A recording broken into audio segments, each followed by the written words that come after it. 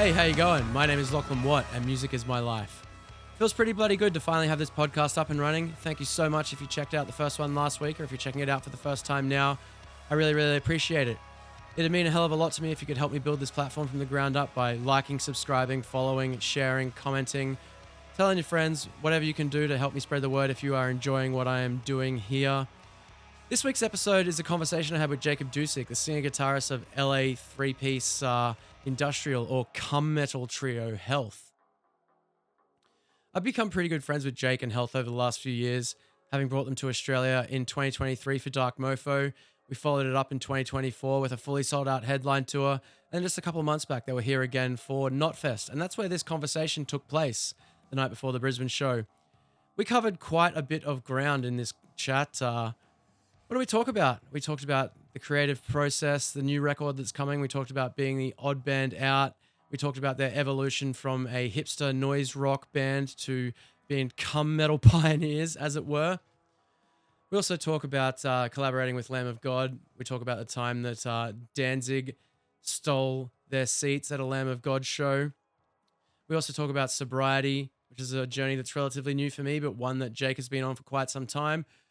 And then we cover some stranger topics as well, such as Jeffrey Epstein, QAnon, quantum mechanics, and a whole bunch more. It's an interesting chat. Hope you enjoy it. If you want some more health content, next week's episode is with Johnny, the band's bass player and meme master. Anyway, my name's Lachlan Watt. Music is my life, and this is my conversation with Jake from Health. Cheers. No, I think that's smart. I mean, you were a radio presenter. You know how to Yeah, but it's funny though because radio, I could do stuff on tour and travel and do interviews and things, but all I really needed to do was whip out my phone and I could just record audio that was going to be good enough. But then having all this extra stuff to worry about just is stressful. I'm not used to it yet. Yeah, but you'll get it dialed. Yeah, hopefully. And with the portable setup, it's funny because I had this thought I had this big idea being like every video podcast is kind of boring. It's always in the same studio. Yeah. Or like just on Zoom or whatever. But like, wouldn't it be cool if I could have a mobile setup and just film in all these exotic locations? And then 2 episodes in, it's just hotel rooms. Yeah. I mean, especially if you're going to be dealing with bands that are on tour. Yeah. So I don't think I've told you the name of it. It's Music is My Life. Okay. And so I guess that's kind of semi-sarcastic in a way. Like, it can kind of be like a really positive sort of, yay, music fucking rules, and music is my life. Like, yeah, it's usually on tour again in a hotel. It's tired. Usually kind of both things. So 3 times in Australia for Health in 3 years. I think under 3 years at this point. Yeah, I think the last time we were here was 8 months ago? August, yeah. Yeah, and I was just mentioning to our drummer PJ that he doesn't even remember, but we stayed at this hotel when we played the Triffid the year before that when we came for Dark Mofo. Yeah. So I feel like we were on a little drought, and now we're just getting all the Australia back in as much as possible. Yeah, because it was 8 years between visits before that last one? Yeah, I think so. Yeah, we somehow just missed it on volume 4, our 4th record. Yeah, I guess probably the pandemic has something to do with that as well. I think so. It made for a weird record cycle, because usually we would do, Europe, US full album support tours, and then do some B market stuff in festivals, and then you end up trying to get in Australia, South America, and it just kind of ran right into 2020 and everything stopped. So festivals, you're here for Knotfest. Indeed. Pretty, I guess you'd say you're like the odd band out on the bill, huh? We're always a fucking odd band. It's been very consistent. We just have traded what those bills are. It makes sense. We're not really a genre band. So at this stage, I've gotten pretty used to it. I guess, yeah. Not many other cum metal bands out there. Yeah, I mean, there's, John's made a funny meme out of that, but I think part of why the meme works is we don't have a genre. Yeah. So we're just like, oh, we had to make up a genre to sort of encapsulate our band. He was kind of going off the joke of like baddie core, but we don't think that we actually have an aesthetic through line with like Sleep Token or Bad Omens. Even though we've collaborated with those bands and we appreciate that they like what we do, I don't think that I think that there are certain sounds like with modern metal and metalcore where people are very open-minded to electronic. I mean, most electronic music isn't really aggressive unless it's like bro step. So I can see how there's a little bit of a thing, but I think part of the joke of the cum metal thing is we've just never had a genre. Now we would say we're a modern industrial band, but I don't know what that really means. You know? Yeah, is there even any other modern industrial bands? Like, I can't really think of many industrial bands that are really in the zeitgeist, like right now. Three Teeth, I think, for a while was a band that people, but they sound legitimately like an industrial band more than we do. Youth Code, while they were active, perhaps. Yeah. Youth Code, I think, is like us, though, where they're kind of in a weird, because it's like industrial meets hardcore. Yeah. Which is what I love about it. I guess Health is kind of a bit of a band's band. Yeah, we've been just fucking running on the fumes of the goodwill of industry people for... Seriously, though, I mean, it's been... I was just talking to our TM, and he's like, oh, the singer from Hatebreed wants to wear your guy's shirt tomorrow. I'm like, what the fuck? I just like would not have anticipated that. Yeah. I think it's cool to be a band's band. Because there's nothing more validating than having the respective peers that actually really know what goes into making a band and like making a record and trying to have an identity. But at the same time, it would be nice to also be a fans band. Yeah, well, you might be a band's band, but there was also still pretty much 2 full rows of people in the front of the stage yesterday wearing Health shirts. So we've made a lot of headway in the last 5 years of really gaining a lot of fans. There was definitely certain points in the band where it's like we're kind of only getting not just bands, but like like video game music supervisors or like directors or something. The things that keep the band going because we can work in strange spaces. But to make a proper living out of it and feel like you're maybe reaching, I would be not representing myself truthfully if I said I didn't care what people think about the music that we make. We want it to reach people. I want it to emotionally affect people. I want them to be able to connect to it the way I connected with music. Sometimes you hear people saying, I don't give a fuck. This is just about me wanting to express myself. And I feel like on some level that's almost always disingenuous if you're releasing the music. If it's just about personal expression, like you wouldn't put it out. If you were just doing music to listen to yourself. Yeah, and just like, oh, I just need to have a catharsis. So it's like, okay, why are you releasing it? So yeah, I guess I think everyone that plays music on some level wants the spotlight or the attention. I mean, obviously there are exceptions to this, like someone like Burial who could have had a giant career playing shows and just doesn't want to play shows. Didn't maximize it in any profit way. But that's not my chief concern. Yeah. I want the fans because I want to feel like we're communicating something to people emotionally. I think you might have said this someone in the band said this in an interview in the last year or two, that like I feel like the state of the world and the whole aesthetic of rat wars and the dystopic sort of stuff is kind of really resonating with people lately just because of how the world is, and that it is kind of the sad techno future. Yeah, it's definitely something that came up a lot just doing in press for the last record. I think it was a German guy who asked me the exact same question, and then he went on to ask if I wanted things to keep getting worse so that the band you could write better music, maybe grow. And I was like, No, dude. I don't want the world to spiral to shit on the off chance that it's beneficial for my band. Yeah, I guess, I wouldn't say that LA burning down where you're from is probably not really been great for your career. I mean, it's a strange thing to try to communicate to people that aren't from there. Because like any major city or any city that you live in, there's just a lot of minutia and detail that you only learn from spending a lot of time there. So on its surface, if you didn't live near those neighborhoods, you wouldn't really know that. And I know multiple people who lost their homes, but it's not the kind of thing where you see some blank spot in the skyline from downtown or anywhere really in central Los Angeles.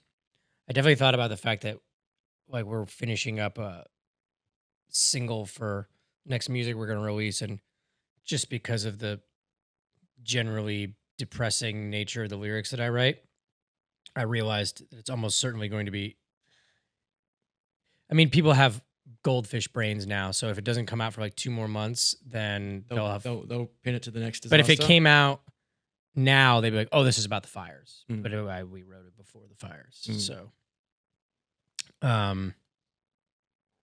yeah, it's definitely been a weird time in this city, just because it's anybody I know who work, like a lot of people had to cancel shows because people weren't going to fucking shows. And then like people weren't going to restaurants, people weren't, but now it's kind of, because the air was poison. It's very different. I know you guys get a lot of wildfires, but it's really different when like 15,000 structures burn and like all the fucking Tesla batteries and all the asbestos and pipes and all that shit burns. That's very toxic. Yeah, I was talking to BJ about it the other day when you guys first got into town, and he was talking about this realization that he had with breathing in the smoke, that, he was breathing in potentially the ashes of dead people, if not, their pets and like everything they ever owned. And that was grim. Yeah, I have a little kid, so it's been interesting for me because I almost had like a reverse COVID reaction of being an anti-masker, because I would see these like hipster fucks like waiting at the Zeitgeist brunch spot in this crazy respirator mask, like for their oat milk latte, because there was so much stuff going on social media about how the air was going to be poisoned for 2 years, which is probably true. But I was just like, you fucking guys are only going to do this for like another week until it's not in your feed anymore. And then it's because people are kind of talking about it. You're either going to leave or you're not. If you're not going to leave, then shut the fuck up. 'Cause I take my kid to school, and sometimes I see a parent with one of those masks on and their kid doesn't have a mask on, and I'm like, dude, fuck you, you're a piece of shit. Like, you just let your kid breathe this shit in. It's like you gotta like, it's probably more about presenting an image than the actual practicality. Well, of to it, me, though, I'm right? just saying, if you're, I get it, it's hard to get a little kid to wear a mask if they don't want to, but if my kid isn't gonna wear a mask, like I gotta have some solidarity and not wear a mask with him. Like, I want to be, I'm not gonna, if I'm going to put him in a position where he was in a city where I think that you can't breathe the air, like I'm not going to wear a mask and he can't. So I just kind of came to my partner was looking into it a lot, and there's a lot of scary stuff, but man, almost everything is scary. Yeah, when you like, do you want to wrap your child in just like cotton wool forever? Because the whole, like, everything's dangerous, right? Like, that's what I'm saying, is like, all and when you fucked. start researching shit, almost everything There's is cancer and everything. exactly. I mean, like, his goddamn cerebral fluid's gonna have microplastics in it. Like, I can't, look into everything. Yeah, So I'm sure it probably already does. oh yeah, Like, exactly. I'm sure babies are probably born with microplastics in them now. They definitely are. Yeah. Anyway, well, let's talk about the music then for a bit. So the concept album about microplastic. I think last time we spoke on the Racket, you sort of spoke about the next album as though it was kind of going to be like Rat Wars 2, but I think it has evolved beyond that point, but it is essentially within the same sonic universe as you describe it. Yeah, it's not a double album, but it's the same aesthetic production universe. And thematically, they're supposed to be complementary to one another. But it's not like there's a narrative that continues with a character like a Genesis album, like a Peter Gabriel or a Genesis thing like that. It's not that rigorous, but it's definitely a continuation. So it's just sort of like emotionally on the same level. And the artwork will be, we want to present them together eventually in like a dual vinyl box set, and like they're there'll be motifs musically that are touched on again in the second one. So they're definitely not just exclusive of one another, but you could listen to them independently, of course. So given that Health has been a band that generally each album has had quite a distinct identity, why have you settled on making a spiritual successor or sister album in this case? I think the main thing for me has been there's some arbitrary cycles. They're not arbitrary because they're dictated by the demands of the industry. When it comes to creativity, though, I think it's really negative that you have album cycles and you have touring cycles, and it's very difficult, especially the way we write music in a modern sense. Zeppelin could write most of Zeppelin 2 while they're touring Zeppelin 1 because it's like Jimmy Page is just writing riffs, and at soundcheck they just fuck around. That's not how we write music. So it's really hard to write on the road. But I think that what happens, I think this would be, obviously you have to kill your darlings and let go of things to finish them creatively. But right when you're finishing an album is when you understand that album the most. You understand the most what you're trying to accomplish, how to piece the songs together, what you want it to sound like. The earlier stage is like a fumbling in the dark until you usually unlock one song that sort of tells you what the sound is, and then you kind of use that as a map. And as something as mundane as how you eat or going to the gym, you build a routine. And I think being creative falls into the same umbrella. And so when you then say, okay, I'm going to stop and now I'm going to go on tour randomly for 2 years and just be kind of cracked out when I'm home, and then we'll start thinking about writing, I just don't want to do that anymore. Especially, I can totally understand if you don't feel like you have anything else to say. The pandemic and becoming a father was like really emotionally difficult time for me, and I'm just generally a pretty unhappy person. So I think that making music is a quite necessary, cathartic, therapeutic process. So it's not like I want to come off of an album cycle and then not write music because I'm having such a good time. It's like I'm not having a good time. So I mean, I'm having a lot of their enriching experiences, but I think the main reason was, we had, in certain ways, an overabundance of songs, and you have to make certain decisions about what you want to go on the record, how you think you can curate a track listing, which I know a lot of younger kids have no fucking idea what it is to listen to an album from start to finish, but we still really care about that. And so originally the idea was, okay, we'll do like an expanded EP. So like maybe a 6-song EP. And then it just felt like, why don't we just waterfall it into, because we did 2 collaborative records, we sort of got into this prolific mindset.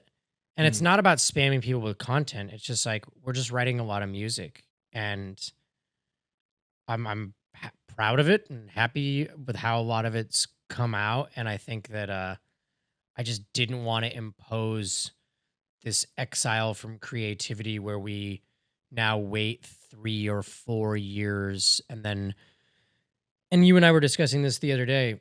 I think the other thing that is negative about that is that you get really far away from your fans because you go on the tour and then you understand the most about how your fans are interacting with the music that you just released. And then you finish the touring and then you start digesting other things that inspire you, but you are then very distant from that conversation you're having with people about music. So I just wanted it to be fluid. And do you think potentially with that in mind that is it a possibility that maybe Health has kind of found its definitive sound and might just exist in this area indefinitely? Or do you think that after this next record, it will be moving on to fresh territory? It's kind of in our nature to always be evolving. There's positives and negatives of that. And in certain ways, I think it's allowed us to stay a band because we don't have like a hit sound. You know what I mean? Because you look at certain bands, like a band like Interpol or something. It's just like they have a sound. It's fully realized. When it comes out, everyone fucking loves it. And then the rest of the career is like trying to stay engaged. But when you hove too far away from that, people are like, it doesn't sound like what I want you to sound like. Yeah. We both fortunately and unfortunately do not have that problem. No, nobody, like maybe we will now. I don't know. But, or like Metallica or it's something where it's just like, it's so beloved in this one aesthetic form that it's really hard to deviate from that. We have all the freedom in the world. So I think that it's just more exciting to try to do something new every record. So yeah, I guess it'll be inevitable that you'll stumble across whatever the There's next already going to evolution be a is. bunch of shit on this new record that I thought was going to be much more of a spiritual musical companion to Rat Wars, but it actually is pretty different. In what ways? Inadvertently, I felt like Rat Wars was the most complete album we ever made in terms of everything just kind of fitting together. We didn't really try to write any singles. In fact, we didn't even really know what they were. We kind of just turned the record in, and then people at the label were like, "These ones are good." And so, and it's not from a lack of effort, but it was kind of the most natural, smooth record we ever made. And I think it very much plays like an album in the kind of classic sense. And what I didn't want to try to do was reproduce that the second time. So I think the answer to that on this one is there's more jammers. It's kind of more fun. Still very dark, obviously, but there's a lot more up-tempo tracks. There's more what I would say feel like singles. Like for me, like the centerpiece song on Rat Wars is Demigods, which is like a fucking prog rock song. Yeah. It's got like all these different sections and tempo changes and all these things. And I didn't want to go in making the second disc and try to write another song like that and have it be inferior to the first version. So it kind of just felt like, well, why don't we just explore some other things that are maybe more immediate or fun, especially like the way we toured the record quite heavily. So we're really seeing how the fans are reacting to things. Also, it's just really hard to write a song like that. Yeah, I think you were saying like DSM-5 is like the one song on the album that isn't a single or wasn't a single and just like seems to really be the fan favorite. I mean, that's been really instructive for us, man, because it's like we were pretty self-conscious about that song. That was why? Because it was such a meathead sort of song. Such a fucking meathead song. It's like this total Rammstein rip that is like and Rammstein is a Ministry rip. You know what I mean? So it's like, and I love Ministry, so we're kind of like listening to Rammstein and like Just One Fix and shit like that, and like kind of a little. It was sort of a way of a little nod to, hey, we actually made an industrial song. And it's kind of boneheaded, And we were like, it was like John's idea to do the song, and then we were working on it, and even he, because there's a little fire and ice thing that goes on between John and I of like, he's definitely the more like, okay, let's have fun with the song. And even he at one point was like, is this just like too, because we're fucking, I was saying to you the other day, I'm just born to hate. I just hate on shit all day. Just super harsh. And John's born to love. And John's a fucking hater too, though, when it Yeah. comes to, so something that's that on the nose, we were just like, and then it's fucking fish in a barrel, man. People love that shit. That's the thing. That's what we realized about it. And we were kind of like, oh, okay. Yeah, when the record finally came out and I'd already spent so much time with the singles, and then I get to the last track and I was like, that was sick. Like, hit repeat. And I remember hitting repeat on it several times. Yeah, I mean, so we just noticed that live that just went the fuck off. And I mean, Children of Sorrow was cut. It wasn't even on the record. The one that has Willie from Lamb of God playing on it. Because it's like I was kind of trying to do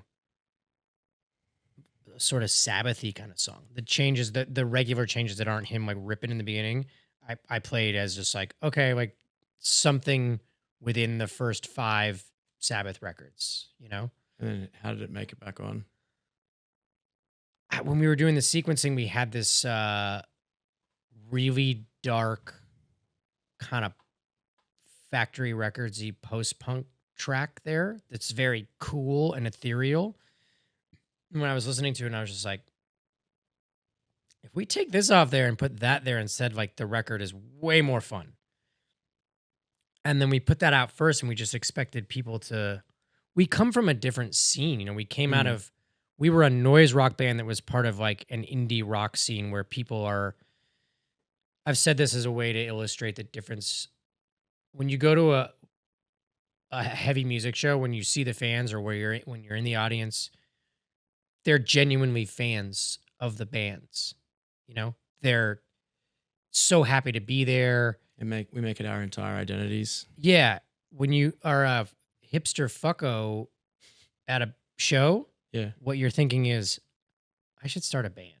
That's what you think, and not like, because you're just like, this isn't that good. I should start a band, So coming out of that ilk, it's really easy to get in your own head about a song like DSM-5, where you're like, okay, this is like a lughead song that is like this nod to other bands.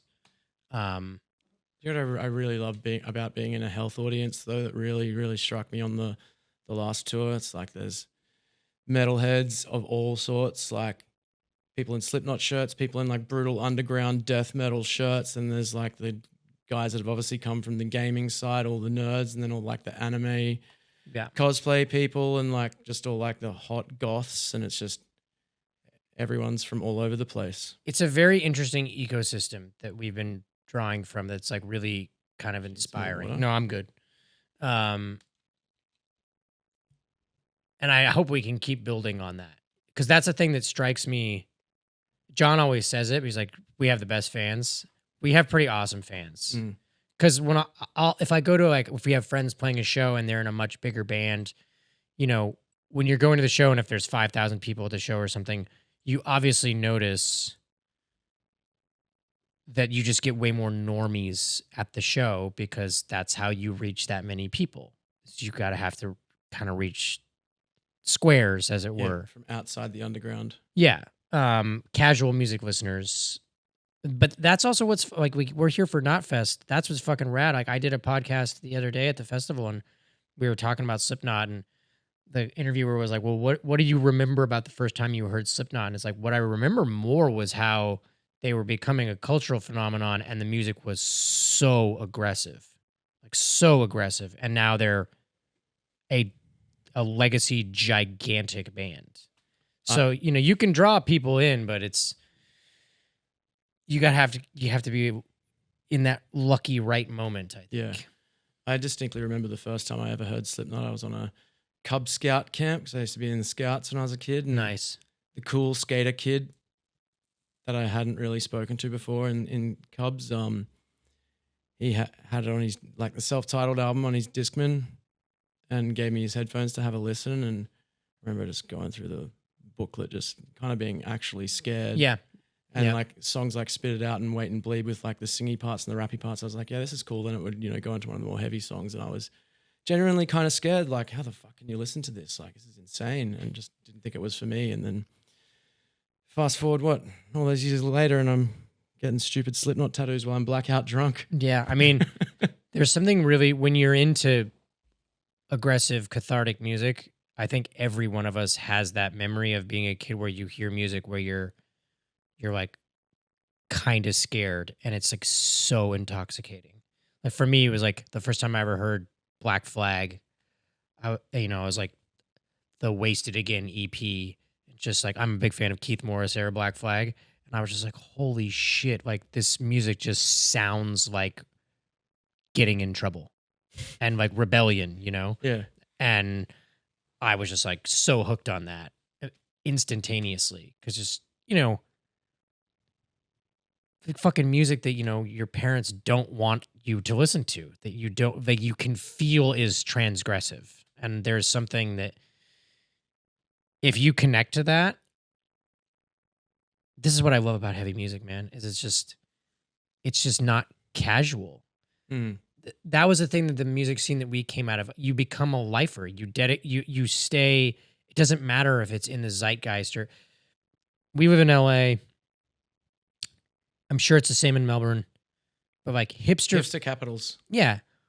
People have to keep reinventing themselves, because staying in the zeitgeist, by its very nature is changing. Right now, heavy music is having this moment in that spotlight. Hot 20-year-old chicks are TikToking themselves to Deftones all day. But there are Deftones fans that have been there for 20 plus years, and they're always going to be there because they don't give a fuck whether or not it's in vogue to like it. And, I've been living in LA for my entire adult life, and it's like, I've just known so many dudes who were like, we're in a free noise band, fucking picnic table, contact mic, circuit bent, whatever thing. And then they became a house DJ. And then they started doing modular synth techno and, selling ketamine. And then they now are like virtue signal posting shit all day and are really into whatever thing that like allows them to maybe get laid still or stay viable in that ecosystem. And that's what's so refreshing. Honestly, that's why we got out of that shit, because we were like, we could see the people that were at our shows, and we knew what we were like when we were kids. And so we're like, we want to communicate to people who actually care. Not that hipsters don't care about music. It's just care in a different way. Perhaps. Yeah. And it's just like, you define yourself as this music-based subculture, but it's ever changing, and there's not the same level of emotional loyalty. And I think that part of that is what you were just articulating, and we were sort of resonating with, is that feeling of hearing something and being kind of scared, and it being like, oh, this is going to be my whole thing. Yeah. I don't know if it was immediately my whole thing. I think I was like originally more of a punk rock kind of kid. And aren't all of us kind of? And then like punk and ska was my gateway, I suppose. And then the metal came a bit later, but took over pretty quickly. Yeah, for me, it's always been more of I was definitely way more into industrial music when I was younger. Like in terms of music that was really, like, I got into punk rock. Punk rock is like still like my true like love, like old school 80s hardcore era punk, Dead Kennedys, Black Flag, Minor Threat, all that shit. But then like getting into Ministry and Skinny Puppy and KMFDM and all that shit, that was like. And then I went through this total snob phase where I was just listening to like fucking John Coltrane and like Sun Ra and Crass albums and hated on everything all day. I think didn't care about industrial for a very long time. Like when I was younger, there was a couple of bands. Like when I was sort of figuring out everything, like I got into Rammstein heaps for a moment, and like Atari Teenage Riot, Yeah, I love Atari. and surely there was something else. That's all I can really think of. Right, I had like a Filter record Yeah. that I kind of really liked for a while, and then drifted away from it. And I don't think I really cared about anything more electronic based for a long time. And then somehow, I don't even know how I discovered health, but I think it was around the same time I got into Youth Code. You just kind of noticed these two bands popping up on the fringes of heavy music, and kept seeing the shirts everywhere, and eventually decided to check it out. And yeah, Slaves of Fear was my introduction to health. And it's funny talking about your history as a band and the old records, because I've gone back to all the old records and I can't get into the first couple. It's really not for me. Well, I mean, even though Health is now one of my favorite bands, which just seems absurd because I don't think there's any other bands that I can really say that about. Like I usually, if I love a band, I'm like in with their whole discography. well, the first two records are incredibly experimental records, especially the first record. I mean, the first record we made almost as like a repudiation of anything that we would have been into when we were growing up. I think that we felt like, if you love punk rock or you love like these great records, trying to make something that's like that felt impossible. But it seemed viable to make something somewhere in between a no wave noise post-punk record, where the whole landscape of that is just completely alienating, mostly to the listener. Like there's an part of the artfulness is like how alienating you can be and how esoteric. It's very kind of like snobby. Mm-hmm. And that's the kind of shows we were going to. That was the scene. We were all kids, and it was like so immersed in this incredibly insular downtown LA noise scene. And what was inspiring was going to these warehouse shows where now in retrospect, like most people were on the spectrum and everyone was on a lot of drugs. And it was like just about making music that was simultaneously alienating, but also, as you guys would say, taking the piss, because that scene on the East Coast, for example, where it was is very much allied with academia and art school, and like New York noise or Chicago or places like that. People take themselves really seriously. The way LA approached it was like sort of in the ethos or a spirit of punk rock, but you were making way more experimental music. So I'm not surprised you can't get into those records, because I don't know how the fuck anybody got into those records. I don't even know how we got a career out of that. It was just this weird little moment.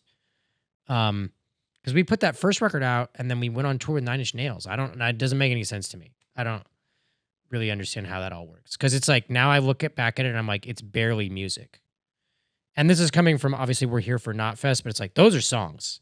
Yeah. These are like barely songs, So no offense taken to, I look back on it as an artifact, and like, I mean, our name is an artifact of that. The name Health is a terrible band name in the heavy music world, but as a post-punk, no way. I was really looking at it like Factory Records and like New York No Wave, like the soul jazz compilations, where it's like, it's all supposed to be about sterility and weirdness, and like Wire as a band name. That now when I see it on a shirt at a metal festival, I'm like, what a fucking bizarre. I think it looks great on merch. That's why I have so much of it, and it stands out a lot. That's why we picked it, because it looks great.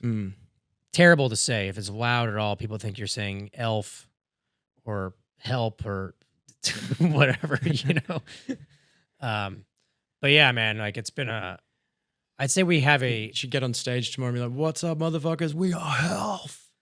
Yeah, dude. I've been trying to crack the code on that in my head of how to talk to these people in the audience, because all day, I mean, we just started doing metal festivals, and same thing happened in Europe. And it's not about me being snobby. I just like can't. I don't know how to do that.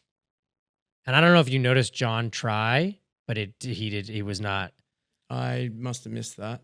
He tried it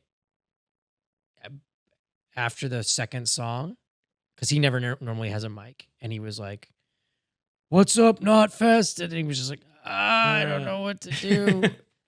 Because they will reciprocate, Yeah. you know, but it's like like a dog. They can smell fear, you know. If you're not committed, you need to be like, "What's up, motherfuckers?"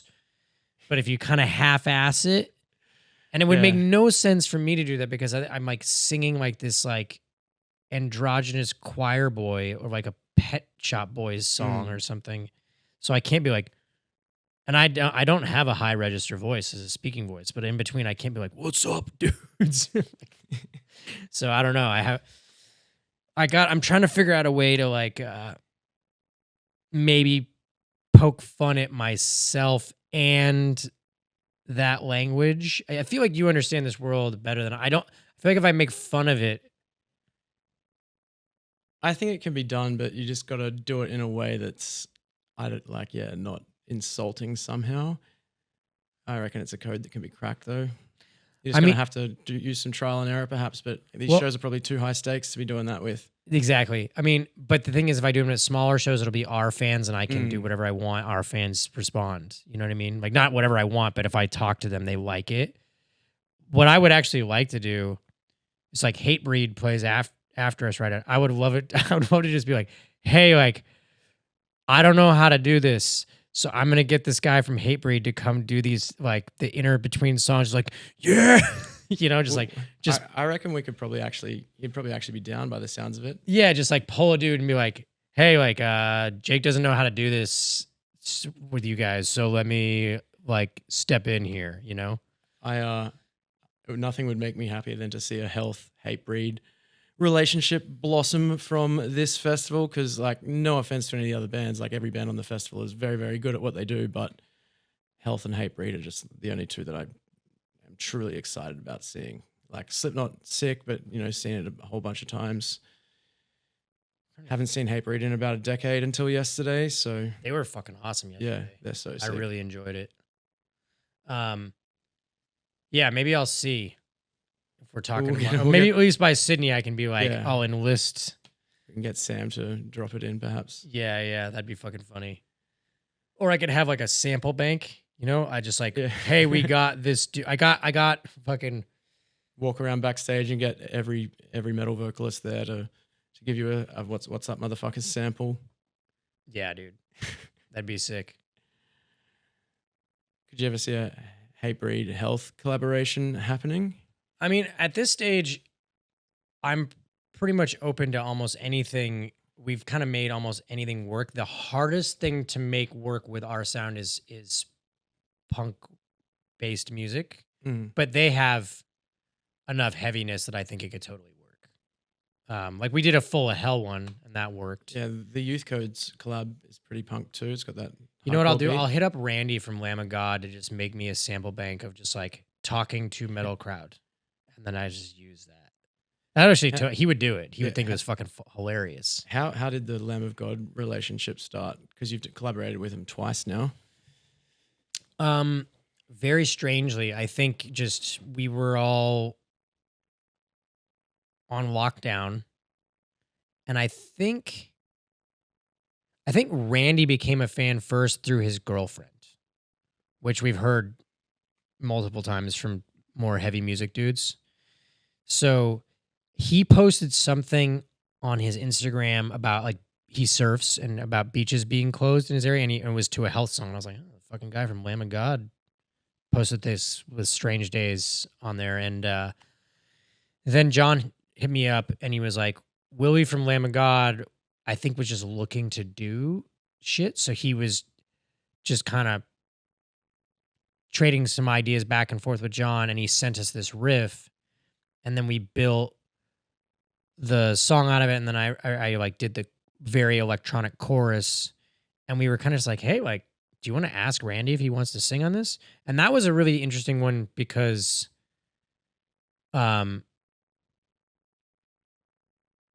their fans actually loved it. I mean, I like made a joke at one point. I posted something on Instagram where I was like, "Song's rad until that chick starts singing," and all their fans were like, "I know, dude, it sucks after that." Yeah, and then like one guy's like, "This is a guy from the band," and then nobody even noticed. Mm. But the other one, the other collaboration, quote unquote, is they fucking asked us to remix "Laid to Rest," and it was like, dude, people are gonna be so mad. They're gonna be so fucking mad because we did a remix for Rise Against, and it was like the fans didn't know what a remix was. Yeah. They were like, "This is fucking gay. There's no guitars," and it's like, it's a remix. Remix. We did a Korn remix, but it wasn't for like we did a remix for Lamb of God of one of their most beloved songs. It seemed to be received pretty well though, overall, right?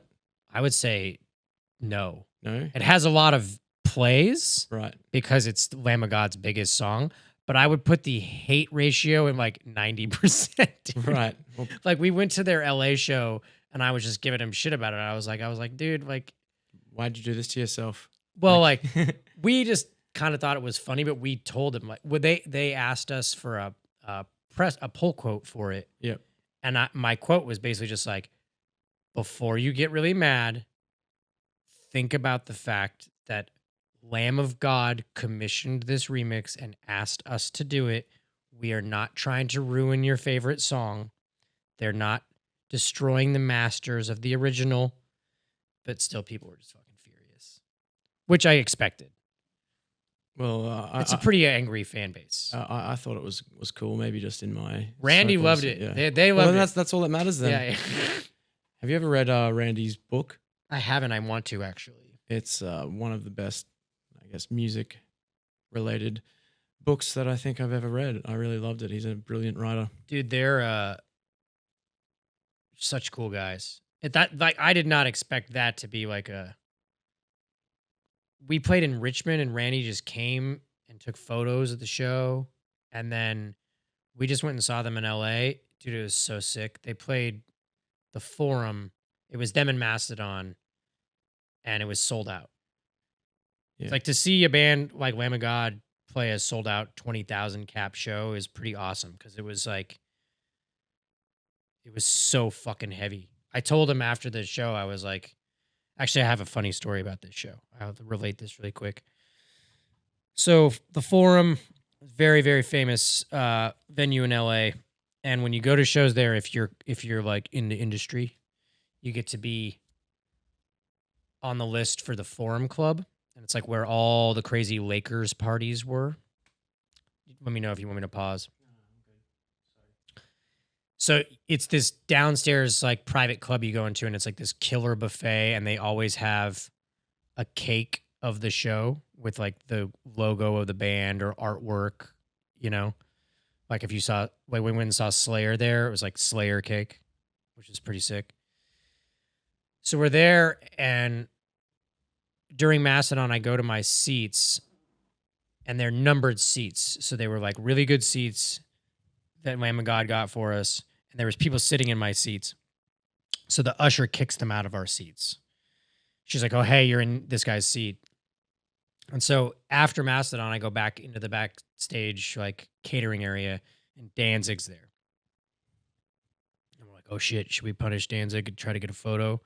It's like both for John and I, Misfits are like one of our most favorite bands of all time. I'm like, "Nah, we'll let the king be," you know. And obviously, people like to clown on Danzig or whatever shit. Like, I fucking love Danzig. So then, Lamb of God starts. We go back to our seats, and now the lady, the usher who kicked the other people out of my seats, she sees me and she recognizes immediately, like, "Oh, that's the guy whose seats these are. I'll just get these people out of there." Because now there's more people that are stealing our seats, but now it's Danzig, and he's in our seats. And Lamb of God's playing, so it's crushingly loud, and it's just like some fucking poor middle-aged lady who works at the venue, and I'm trying to explain to her that she can't kick Danzig out of our seats because it's Danzig. so I'm like, "No, he's a legend, you know, like you can't." And she's like looking at me like, "What the fuck are you talking about?" But meanwhile, Danzig knows that he's in my fucking seats, and he's like kind of like, you know, he's like, and he's looking at me, kind of like, okay, we're in this guy's seats. And I'm just like, we can't ask Danzig to leave his seats. But even though we had backstage passes for after the show, we didn't have GA, so we couldn't go to the floor. Because the show was sold out, there wasn't other seats, so we kind of were just like wandering around trying to find a place to watch the show from, and we couldn't because Danzig was just in our seats. So we were just like up at the top mezzanine. We're like, we got to go try to make a video of this or something because it was just fucking hilarious. And then we went backstage and we're talking to Randy and we were telling him the story. And he's like, he's coming back here right now. And you could see Randy was nervous. Like that's how, because for him too, he grew up on listening to the fucking Misfits. So it was just such a fucking funny story. We were totally exiled from the show. So we just found some other seats where someone had left early to watch the rest of it because Danzig was just fucking stole our seats. It's so cool that even the biggest bands in the world and your favorite musicians still all have their fanboy moments like that. I mean, it would be kind of pointless to not. I'm pretty comfortable meeting musicians at this stage. My new thing in my life is I have a really good friend of mine who has worked. I grew up skateboarding. And he's worked in the skateboarding industry for many, many years. So he takes me to all these skating events and I meet all these skaters that are like the best skaters in the world. And that's where I get the most starstruck. Especially if it's like meeting skaters that I grew up like I want to be like, I watched your video part like 200 fucking times in 1 year, but I don't say that, That's like way more I feel way more like anxious around. It was funny yesterday in the hotel. There's this like crazy math metal, technical psycho metalcore band that I have loved for a long time called the Tony Danza Tap Dance Extravaganza. And like their guitarist plays in a Muir these days, but like Danza is getting back together, doing some shows, maybe doing some new music. I'm not exactly sure, but I guess the guitarist Josh Travis is here teching for a day to remember. And he was standing next to me yesterday at the buffet, not yesterday, I think it was the day before, like scooping his eggs or whatever onto his plate while I'm scooping my beans. And I just turned to him and I said, hey man, sorry to fanboy you at breakfast, but just want to say I'm so stoked that Dan's is coming back. And he's just like, my man. And we fist bumped and I was like, I got that little anxious rush of like, fuck, I just met that guy. Yeah, it's like hard to. I think for music stuff, I think that's the way you just described it. That's the most perfect way to do it. When you're, I'm gonna try to figure out how to say this without sounding like a douchebag. When you're like, just a normal everyday moment as peers. Well, if you want, what I'm trying to get to is if you want to have a relationship with someone that's mutually respectful, it's difficult to start with like a super fanboy moment. Yeah. Because it makes the dynamic odd. Like if I play a show and then I talk to someone outside afterwards on the way to the bus and they're like very lavishing you with praise or something, it's very gratifying and very meaningful to me, but then it's very hard for that conversation to go anywhere else. So like the exchange you had, perfect, because you're not like, oh, we're going to spend the next week together or something, It's just like, hey, I'm a fan of what you do and thank you, and then like I'm going to go eat my breakfast. But so it's, in certain sense, like we've known him for years, but like we did a track with 9 Inch Nails and it's like we're communicating. I'm like talking to Trent on the phone about the song and whatever. And it's like, won't be productive if I'm just like, dude, this is fucking crazy. I'm freaking out that we're doing, and honestly, normally I'm not really thinking that because I don't think I'll do a good job if I'm thinking that way. So for music, I've been able to like partition that. So do you remember the last time that you perhaps had a fanboy moment on tour, or you just don't really have them? Oh no, I mean I totally have them. I just don't. They don't put me out of a comfort zone where I can't be comfortable enough to articulate myself. You know, where you'd be like, oh, I'm crazy nervous to, I'm trying to think of like, if I got to meet like Martin Scorsese or some shit, I'd be like, I don't know what to say to this guy. He's a genius, you know, kind of thing. I think part of it's also that like I understand music more. So when I see other people that are really, really good at music, I understand how it works. They're just way better at it than me, you know, but I still understand the mechanics of it. Like someone like Trent Reznor, he and I both understand what it is to make a song. He just makes way better ones. Songs that have made a lot more money than yours. And just like, I think that there's just something about, I'm a biased because I'm a vocalist, but and we're at a festival where, you know, like a lot of it is about technicality and like the percussion presence is so like Nine Inch Nails songs are, I wouldn't call them pop songs, but they do connect in that same way. And that's the kind of music that I like in our band. The way the music works is like, I gravitate much more towards melodicism and liking immediate catchiness. And I think that part of the reason that his music is so indelible is the way that his voice communicates emotion.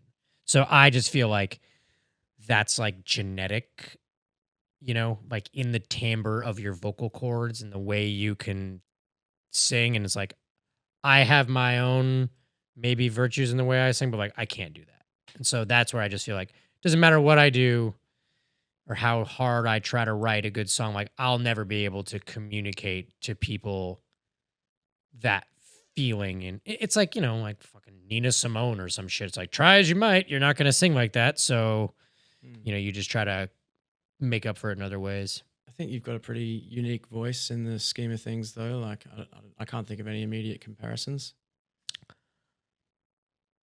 I can't, I mean, I don't know. When we did Death Magic in the British press, everybody's kept comparing my voice to Neil Tennant from Pet Shop Boys, but nobody in the United States did that. So that was like a very English thing. I don't know. Yeah. I mean, you just work with what you have. You know what I mean? Like none of us shred. That's the funny thing about being on this festival. Not only were the odd band out, but like we're the only band that doesn't kind of shred. I mean, I guess Hatebreed doesn't really shred either. It's like, it's pummeling aggressive music, but they still have a few solos here and there. Yeah, yeah. We don't shred at all. You're never going to be ripping a absolutely smoking guitar solo. No, that's not our, you know. Like up until this record, right? Wasn't most of the guitars were all sort of sample pad stuff, right? I mean, like the heavier ones. I mean, the chunkier stuff. Yeah. Cut shit up, or like I'd play like some sort of palm muted thing, and then we'd like fucking marry it with an arpeggiator and like a fucking transient bass hit, you know, like. Trying to think of it like very much like processing everything.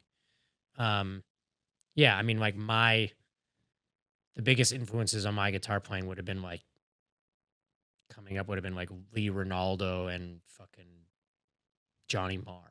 You know what I mean? Names that I don't recognize. So. Lee Ronaldo would be the other guitar player from Sonic Youth, and then Johnny Marr being the guitarist from the Smiths. You know, very much not heavy guitar. It's like quirky, like weird guitar playing. It's funny. I still wouldn't say I'm familiar with Sonic Youth, but people would always talk about how Deaf Heaven were very much influenced by them or had Sonic Youthy kind of sounding parts. And then I went and listened to some Sonic Youth eventually and I was like, oh yeah, I can hear that in Deaf Heaven. I think that Carrie definitely is like a guitar player who has listened to a lot of post rock. You know, I mean, it's a post-rock Sunbather, the one that broke through, is like it's a post-rock instrumentation with black metal singing that like has major key, like that's why Dreamhouse is so fucking rad. It's in a major key with a dude screaming. It's like a super emotional song with a black metal vocalist on it and blast beats. That's why I love that album so much when it came out. But I think there's a lot of other bands that I would that bands that would be influenced by Sonic Youth, but you know, they have like all this like kind of early emo-y stuff in the guitar playing. Like I know Carrie, and like the way he plays guitar is. So is that comparison a bit off? No, I wouldn't say it's. I mean, Carrie is a very eclectic music listener, so he probably. The biggest thing about Sonic Youth. Do you play guitar?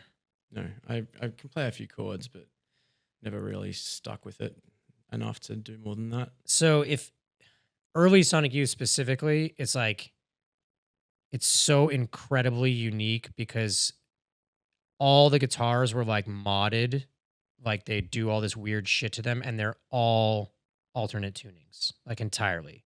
So there's no other band's guitars that they can kind of sound like Sonic Youth, but it doesn't really, you know. It sounds very strange. It's all kind of out of tune, but I don't know. It's worth like, I'll send you a little YouTube documentary on Sonic Youth. There's this fucking guy you got into, John and I. You got to get into that John and I just love. Yeah, it's this guy that his YouTube handle is Trash Theory, which is a sick ass name, and he just does these little 15 to 50 minute vignette documentaries about little micro genres of music. So it'll just be like about how did Britpop become Britpop, or like shoegaze before Loveless, My Bloody Valentine, and it'll just be about that. And there's a fucking great one about Sonic Youth. Maybe in 10 years he'll be uploading a 15-minute documentary on the origins of cum metal. I hope he does it sooner than that. No, he mentioned us, and he did a industrial one, and I was like, "Fuck yeah!" I think he mentioned Youth Code, Three Teeth, and us, and I was like, "All right, sweet." Have you seen any bands coming up where it's like they're obviously worshipping health? I don't. You know, you said we were a band. We talked like we did this collaborative track with Bad Omens, and we were talking to Noah, and he was like telling us that we get referenced in production settings all the time in the sort of metalcore scene. Like, and he was like, not just our band, like Spirit Box, like other bands are referencing your guys' records in the studio, but I don't necessarily hear it in those. But I could be a blind spot. You know what I mean? Where someone might be like, I think would be able to perhaps point to some of the sort of electronic elements or production values that you could kind of see mirrored, but in terms of actually just straight up sounding like health, I don't think I've come across that yet. He told us that there was a track on their last record where he was like, I was just trying to rip off this song on Death Magic. Right. But I wouldn't have picked up on that. And, you know, part of the issue with that is going back to the same thing we were talking about before, is like, we just don't have enough of an immediately identifiable. I think we have a very identifiable sound. We just don't have. If we had something that had that kind of magic to it, we'd be a bigger band. You know what I mean? Like, there's nothing wrong with some of my favorite bands are small bands that don't like grow into some ginormous phenomenon. But just, it might be harder to make a record that sounds like us because there isn't something that's so identifiable to rip off. Like, it's easier to rip off Rammstein or Ministry because it's like, what does the guitar do? It's like, it does the same thing every song, and it's like a hallmark, you know? And I suppose there's not maybe apart from the vocals, there's not like the one main element that sort of makes health. Well, also when you change your sound every fucking record, like every single record sounds kind of like a different band, which we were just kind of doing. We're not trying to do some Bowie kind of like, concept thing. I think we just felt like we had the freedom to do whatever we wanted between records. I think it's kind of interesting that you seem to continuously refer to health as though it's a small band or something, or not that big, but like you've got 2 million monthly listeners on Spotify. Like, some of those songs have been streamed so many times. Like, I'm sure the collaborations have a bit to do with that, but certainly not a small band by any stretch. I mean, we've like been able to have a career, and I'm super proud of you know, you're in the music scene. It's like it's hard to get anybody to pay attention, especially now in the attention economy. So it's by no means. When you're a band's band, you invariably end up becoming friends with people who are in really popular bands, you know? So then that makes you, and it's not like an inferiority thing. It's just like, you just know that you're like a small band compared to Bad Omens. Yeah. It's just like, Yeah. we're friends with those dudes. And like, I went and did that song with them at Sick New World. And there was like fucking 50,000 people watching the show. You know, I'm like, that's a big band. That's not my band. You know what I mean? So I think that just like as how I end up defining it. Like, obviously, in the grand scheme of things, like here we are at Knotfest, and it's like Slipnot is a fucking big ass band. You know, obviously that's a cultural phenomenon, and I just don't expect that out of us. But I do appreciate what you're saying. Like, our last tour of Australia was kind of hard for me to process. Completely sold out. Yeah. And like next tour will be in rooms like 1,000 cap bigger than that one, and they weren't small rooms. Yeah. So that's hard to process, you know? And I think that there is something kind of what you were touching on before. It's not just that the world's shitty.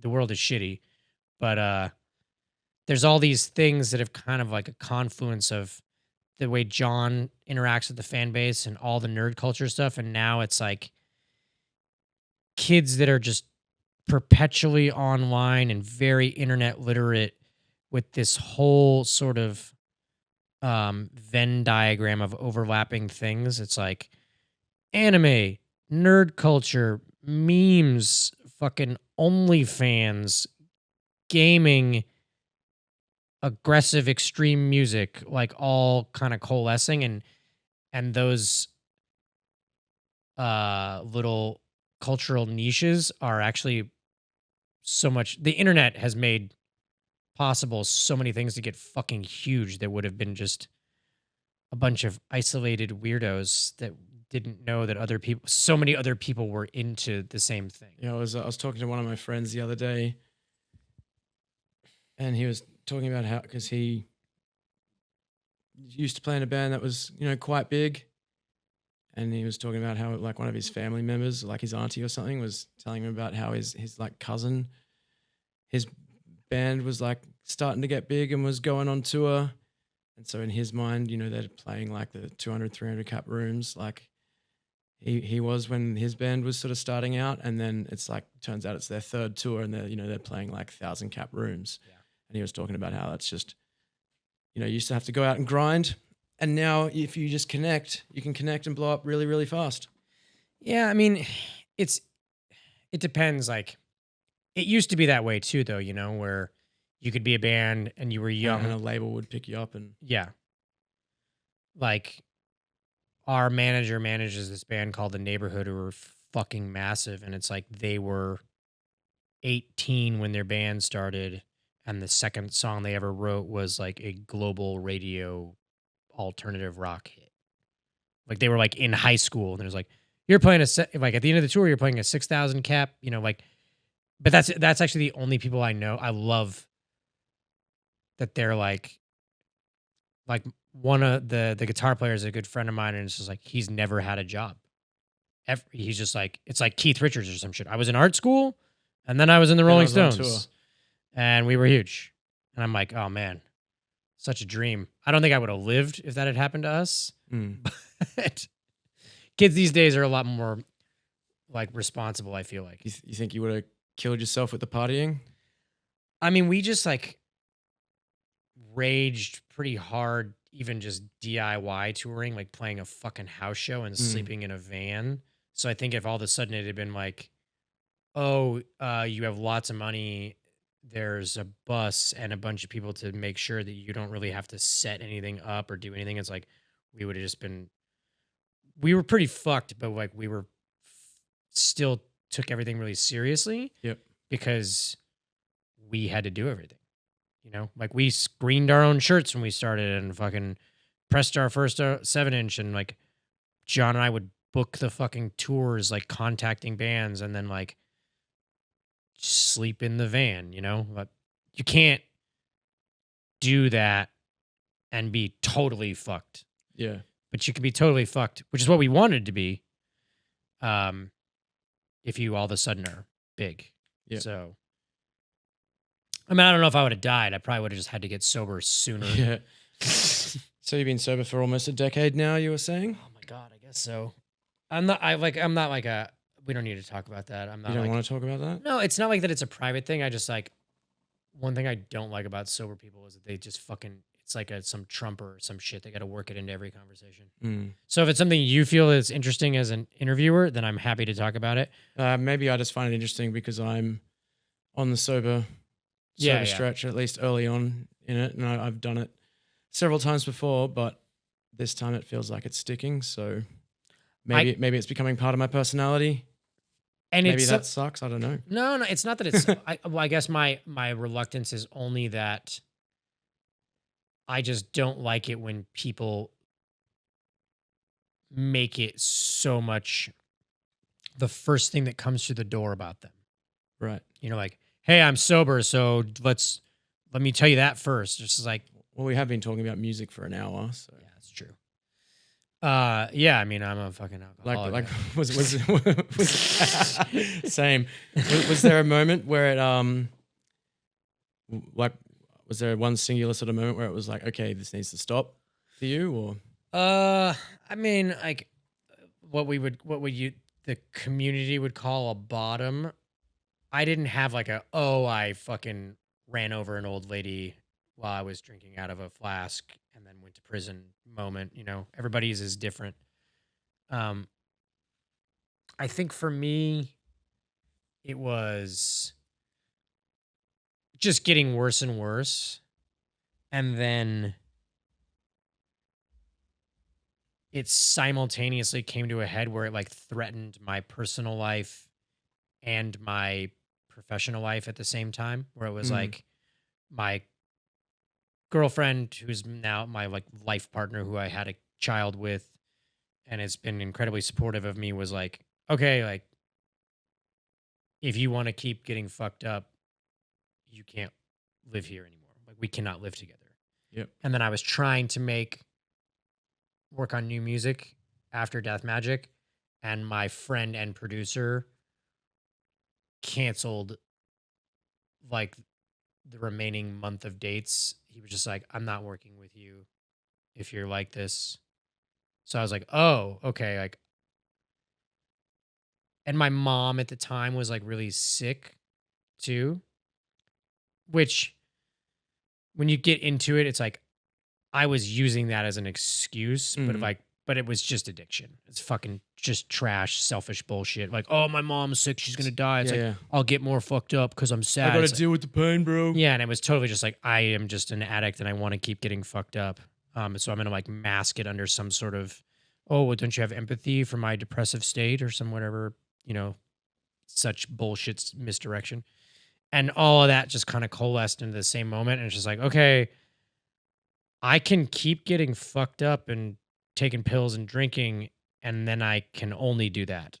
And I'm functional enough to do that. But it's like, if I want to be a good partner and a good son and take my band seriously, I can't.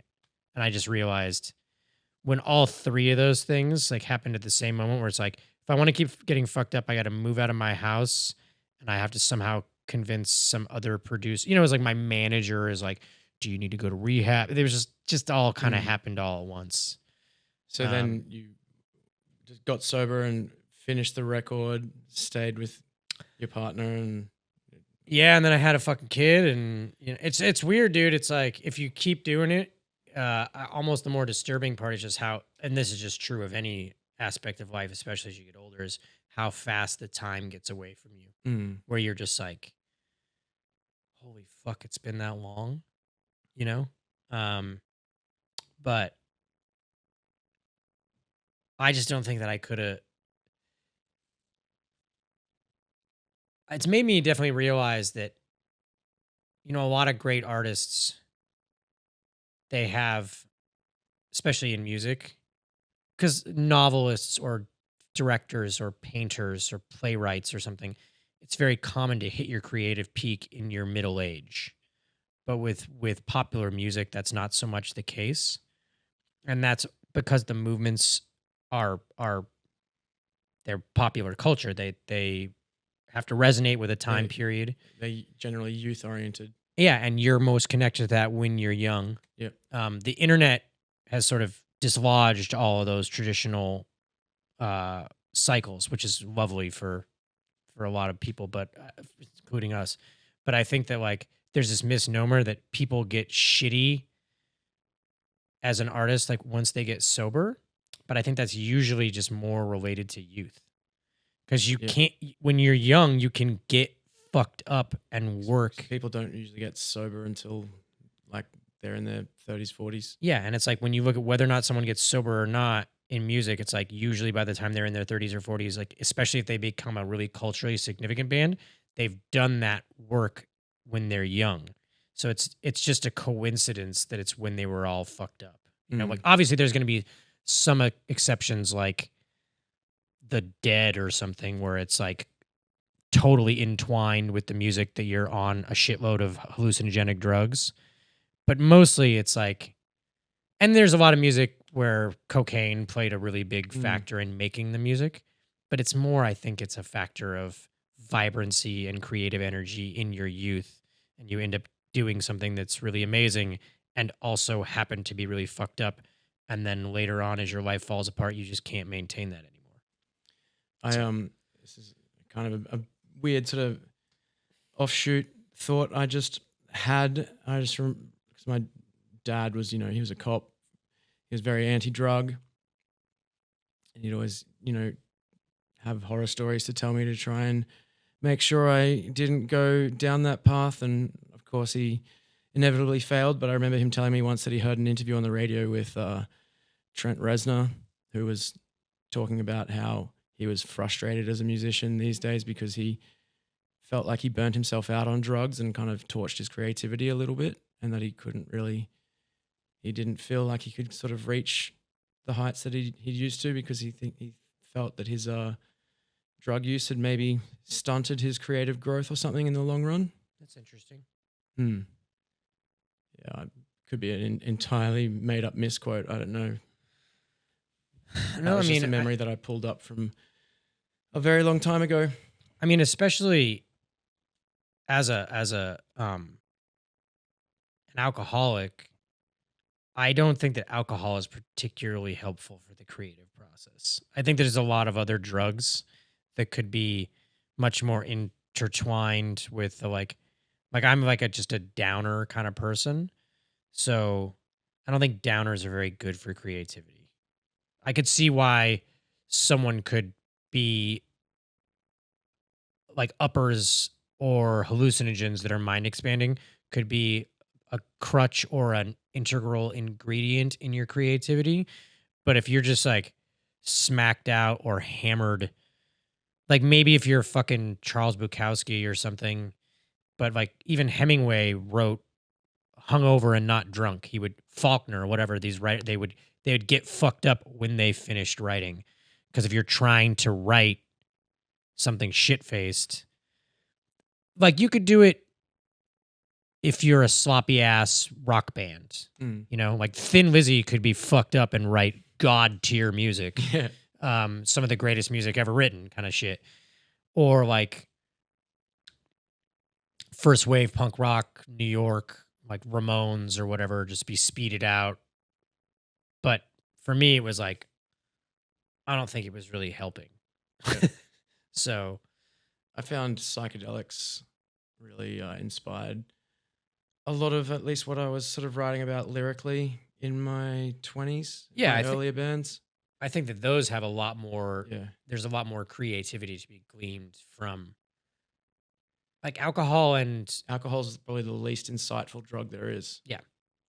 And that's why I was so addicted to it is I am a kind of I run very emotionally hot and I'm hypersensitive and anxiety and depression prone. So I wanted something to deaden that. Yeah. Like, and I still have like crazy insomnia problems. So it's like going out and doing a bunch of stimulating drugs is going to like make me super anxious and hyper aware of myself and like existential dread and all these things. And then I already couldn't sleep. So it's like I needed to go down, you know? Like, luckily, I never got really into like opiates because I really like them. Um, I'm a little disappointed because of fentanyl. I never can have my heroin phase. It just took that away from me. It's just ruined it. But yeah, I wanted oblivion, not insight. Yeah. And I think that I was pretty aware of that early on. Like I wasn't. I wish I had that curiosity of mine to just be like, oh, I want to like explore and expand and be experiencing. It's like, no, I want to escape. Um, and it's not that I had a lot of fun partying, Mm. but it was definitely always pretty, like I always resonated with that destructiveness of it, but just destructiveness, self-destruction when you're young is sexy and cool. And then in Yeah. middle age or like in your 30s, it's just Sad. fucking pathetic. Yeah. And then it's edgy again when you're old. You know what I'm saying? Like, Yeah, when yeah. you see like a fucking 70-year-old man who's like shit faced smoking a cigarette, it's like he's kind of a gangster because he Mm. like made it that far. But in the middle years, it's just pathetic. Like when you see a drunken, I mean, it's weird for me to relate to now because as a parent, because my family partied really hard. Like, and I used to party with my parents, and like there wasn't very many like anti-drug talks. Mm. And now when I look back on being a kid, I was like, man, my whole family was like fucking drunk all the time. Like it was a different time, and like we were like a blue collar family, but it was like it's so hard for me to relate, like to have a bunch of people over if I had people at my house and my kids there to try to be thinking about like, oh, my parents were just like fucked up. And I just feel like so much responsibility that I can't imagine that. Mm. But it also wasn't a bad childhood either. Yeah. I guess, some of the best times of my life, I've been completely out of my fucking mind and like drinking just to feel like I could function. And yeah, I guess we can keep going around in circles with it, but as Well, you I mean, say, it gets sad. Well, the eventually. tricky thing is that what sober people will be reluctant to tell you is that drugs are fucking awesome. Yeah. That's why they're so popular. That's why the people will never ever stop doing them. And that's one thing that's hard about like sober communities is like maybe they were like there are some people that like the moment they do drugs, like 17 years old, they're just fucking wreck. And by 22, they're in and out of jail or whatever, or they're smoking meth every day and they fucking, get their kid taken away from them. Like, but for a lot of people, it just gets away from you. But there's it's a lie to say that they're just bad. Mm. And like, we are sort of cursed with this high level of awareness as mammals that had some evolutionary benefit, obviously, in terms of being able to critically think and organize and become one of the most successful species and the most successful mammalian species in a lot of ways. But it does nothing. There would be no evolutionary pressure to salve pain and fear and search for meaning unless it negatively impacted birth rates. So it's like we're saddled with all this shit, and it's like, dude, you want to get fucked up? Like, try to turn that off a little bit. And it's kind of a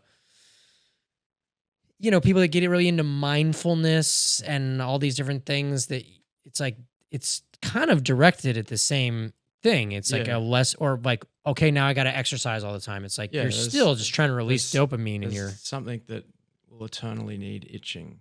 yeah. And it's like, I think that's the part that can get frustrating when you're talking to people who are sober is just like, because it's dangerous to romanticize it because you don't want to start thinking about how awesome they are because it makes you want to get fucked up. Yeah. You know?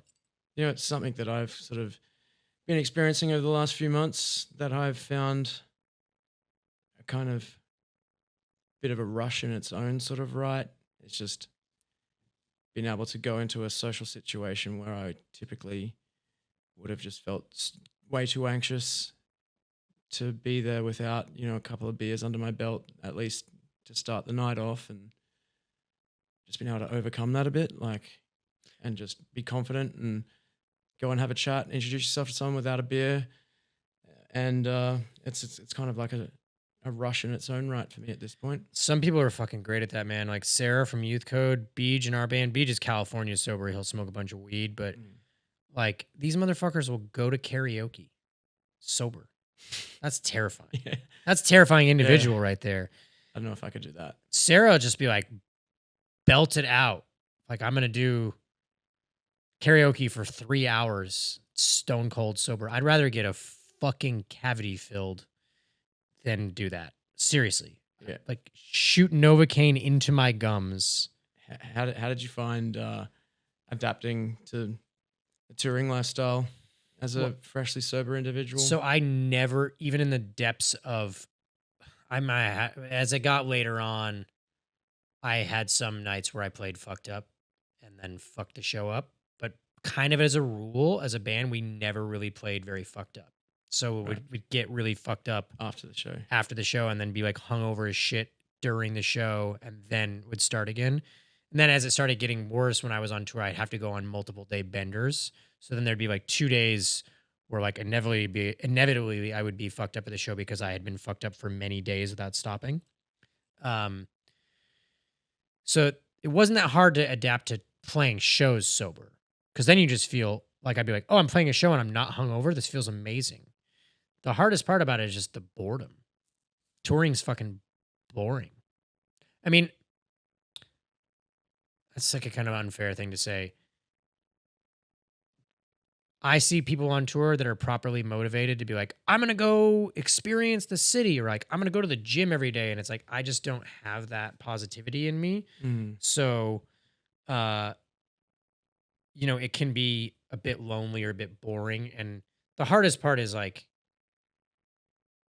I don't want a big sober carbon footprint, So I'm not going to be like. What do you mean by that? I'm not going to be like, hey, I'm sober. This is a dry tour. Yeah. I don't want to see people drinking around me. It's like, you don't want to be the buzzkill. Well, I'm also, and I'm not saying that that's wrong. Every sober person. Some bands need that. Every sober person's different. But I also think that there's something to be said for like accepting your own responsibility. It's like, it's not anybody else's fault that I was a fuck up and I can't drink anymore. You know what I mean? So you can't build your life around waiting for everybody else to get with the program and be whatever, But it can be hard, especially because alcohol makes people idiots.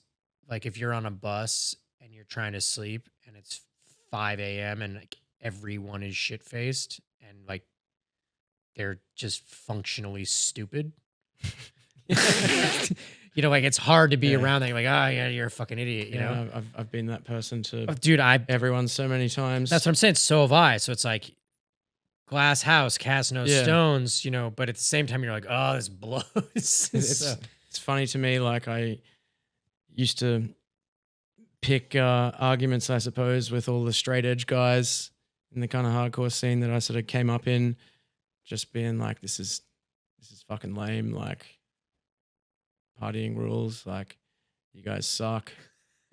And then like, which is true. I mean, and then like we're 20 years on from that sort of era of my life when I was having those arguments, like I'm the sober one now and half of those guys are like drug dealers. And I was totally going to say, because that's the truth of the straight edge movement is it's like all the dudes that were X'd out all drink or get fucked up, and then like all of us are like, oh, I'm sober now. Yeah. The script had to flip. Yeah, there's like a beautiful symmetry to it. I really wish that I could, be the type of person that could just drink responsibly, as they say. I just have one or two, but it's like, I know that if I do that, it'll be before long. Oh, as I think you said the other day, what a state of moral depravity or something. You end up in just like absolute misery, incomprehensible demoralization. Yeah. So, I would. Here's what I would argue about that.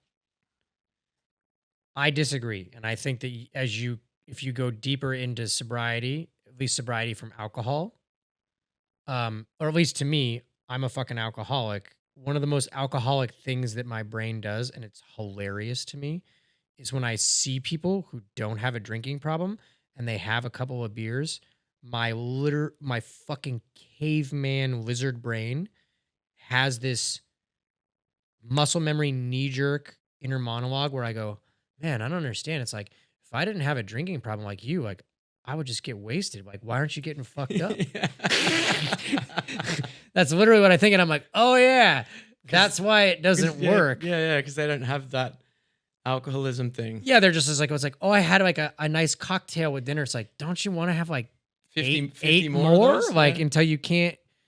And the awesome thing about drinking when you're young is like crazy shit happens.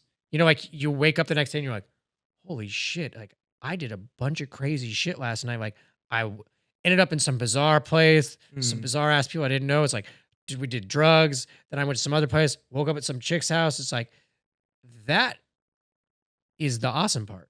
Yeah. A beer or two at dinner is fucking lame, dude. You don't get drunk. You're getting older. You're just going to get fat from it.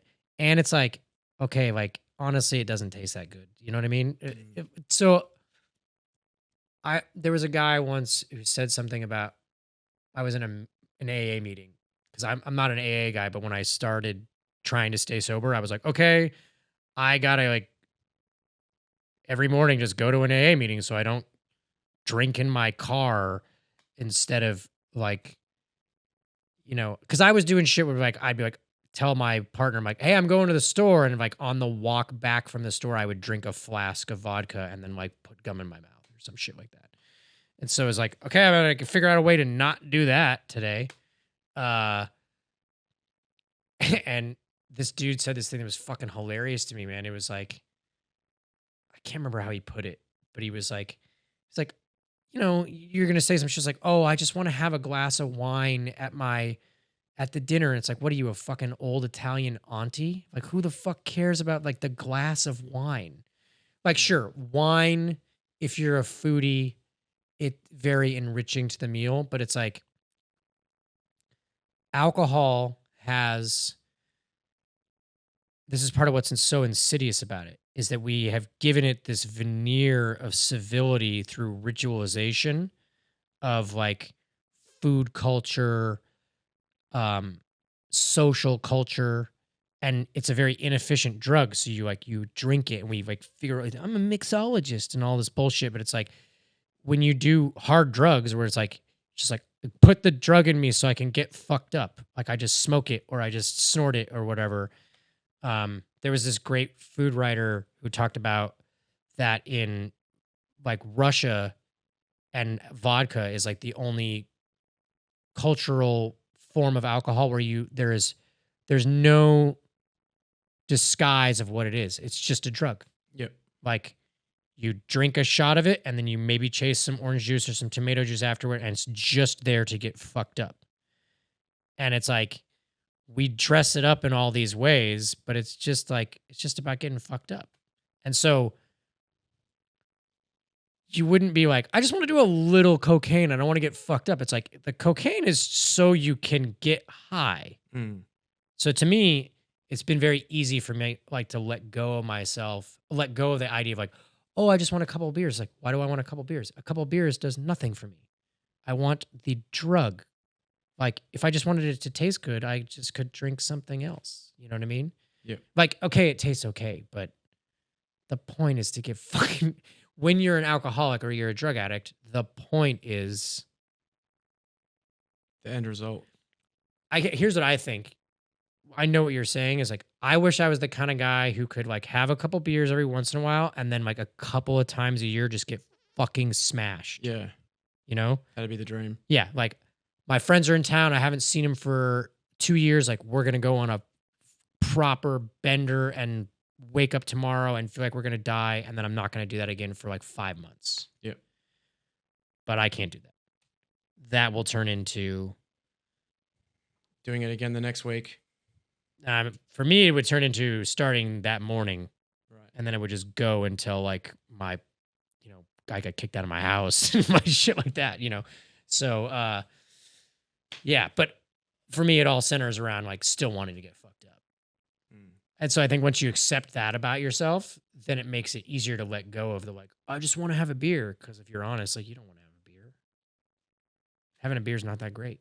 How many times have you had a beer and been like, man, remember 2 days ago when I just had that beer with dinner? That was so awesome. Well, I think like even for me, like non-alcoholic beers, like there's just something about them when I just the ritual, of this, like doing a hard day's work or something, and just having that first sip. I still, even if I'm drinking a non-alcoholic beer, my body will just go. So Beach puts little placebo effect, and it just kind of feels right. Beach puts NAs on our rider. And non-alcoholic beer technology, especially in the United States, is just like, it's like vegan shit. It's like gotten so much better. Because before it'd be like, you're drinking like O'Doul's or Sharps or something. That's what we'd have in the US. And it's like, tastes like fucking piss. I find for me, it's a really bad idea. Because a lot of NAs are not zero beers. Zero beers are fine. They're like 0.0001. Yeah, and like, there's a great Raymond Carver short story about a guy who like gets back into his house with his wife and his kid, and he's trying to be sober. It's both simultaneously hilarious and so incredibly depressing, where he's pretending to work on something in the garage and he's just drinking like 40 non-alcoholic beers to try to get a buzz on. And it's like he's so full that his stomach starts to distend and all this shit. And he's just slamming them because there's like 0.3, so if I drink 40 of them, it'll be like I had a 6-pack. And that's the kind of shit. But for like real sober guys, like you don't drink an NA because it's like,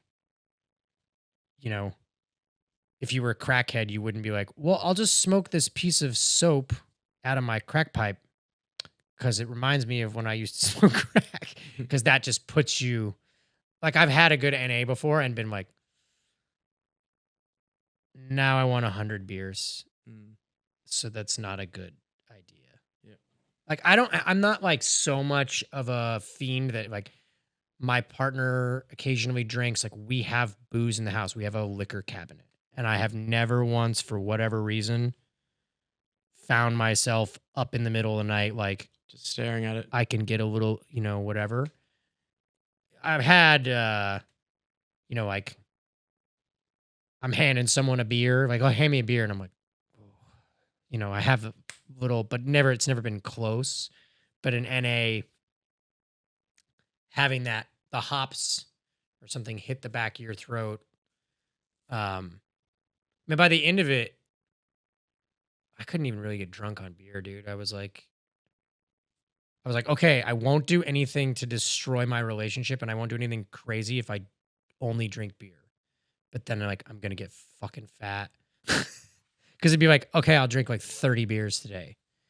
But I won't like say something super crazy or do something super crazy or not remember what I did.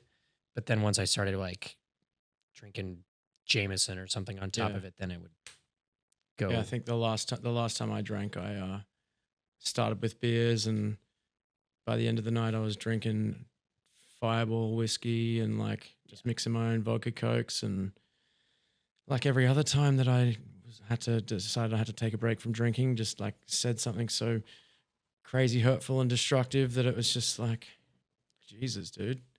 Except this time it was like, normally I have like, because I've quit drinking for 6 months, 7 months, 8 months, like done that a whole bunch of times, and I'll always think I can ease back into it. And then it might take a week, it might take a year, but I fuck up again. And I would always be like, I need to have a break. But this time it was like, I can't do this anymore. Yeah, I had it. It wasn't the last time I drank, but I had I don't even know if I ever talked about this. I went on like my girlfriend went out of town, and I went on like a 5 or 6 day bender of like being continuously super fucked up the entire time. Like there wasn't very many like peaks and valleys. And then I think by like whatever, there was one day where I realized I was like, I haven't eaten in like 3 days. Like legitimately, I'm just only getting calories through alcohol, like a person who lives on the street. Like I basically am a street person. I just have a network of support. And I was like trying to get downstairs in my apartment. I was so fucked up. I fell down the stairs, like rolled down a huge flight of stairs and like crashed into a bookcase. And I was so fucked up, I couldn't get up for like hours. And I was like, okay, that's not good, you know? And then I had to like hide that I like ripped the banister off the stairs, or like I said it, you know, it was some other fucking, and that wasn't even it. I like still kept drinking. But I think the last time I drank was like started with beers, and then I started drinking mezcal, and I just like woke up like at a friend's house on the floor and like hadn't made it home. Couldn't go to work at the studio. Whatever. We don't have to get in it, but it was, you know, it all got really bad, you know. So that was the last time. I have no idea why it stuck. Like I was basically got kicked out of my house. I just like flew home to Seattle. It didn't tell anyone. Didn't tell my partner where I was. She was like, "Where are you?" I was like, "I'm home." She was like, "What do you mean home?" "I'm home. Where are you?" And I was like, went and put yourself into a little self-imposed. I just like went and exile? saw my mom, and I was just like, "I'm in Seattle." I was like, you know, and then somehow, I think that like the second night I was home, I was just like gonna get fucked up. I was just gonna drink a bunch of beer or something, and somehow I didn't. And then I don't know. Here you are 9 years later. Yeah, so maybe this is your. Maybe this is the beginning. We don't. You can edit all this shit out. And we'll see. I'm perfectly fine being candid about all this stuff. Oh, I just mean if it's too fucking long too. I mean, it all depends on what kind of, like you and I were discussing. You're figuring out what kind of podcast you want. Like, the freeform model tends to run long. Yeah. So, I think the first episode I did the other day was like 55 minutes to an hour or something, and we've been chatting for like an hour and a half, I think now. So we'll see that's I guess a good way to put it out there and see what people respond to. But I tend to prefer the sort of hour to 2 hours. Anything more than that gets a bit. Yeah, when it just becomes like ambient music. People just put it on and they don't really listen, you know? Are you much of a podcast listener? Yeah, I think so. Like I have I kind of burned out on it a little bit. And I think I told you that I tried to start a podcast and I had like a pretty viable idea and it kind of got stolen by a big podcast network. That's not a paranoia thing. It actually happened. I was going to say, is that a story you want to tell? I don't. Too much to get into for a second time in 2 days? Well, no, it's more just like I don't want to like say anything libelous about a large corporation that owns an IP. But it was very legitimate. Like the way we were starting, it was like we had sort of like a producer, and it was with a friend of mine who was an LA Times music journalist, and we were working with a big talent agency in LA to sort of develop it. And then I can't speak as to the actual inner workings of what happened, but what seemed to happen was that once we had the pilot and we're feeling really good about it, it had a pitch deck and was supposed to be like arranging to like meet and have it sent to like major podcast networks. The liaison from the talent agency went sort of dark, and then a podcast of almost the exact same concept came out from that agency, and we were like, okay, we need to get a lawyer. And then the lawyer was like, hey, like these agencies like have, you know, legal retained. They know what they're doing when they're doing this. They you know, there wasn't anything egregious enough.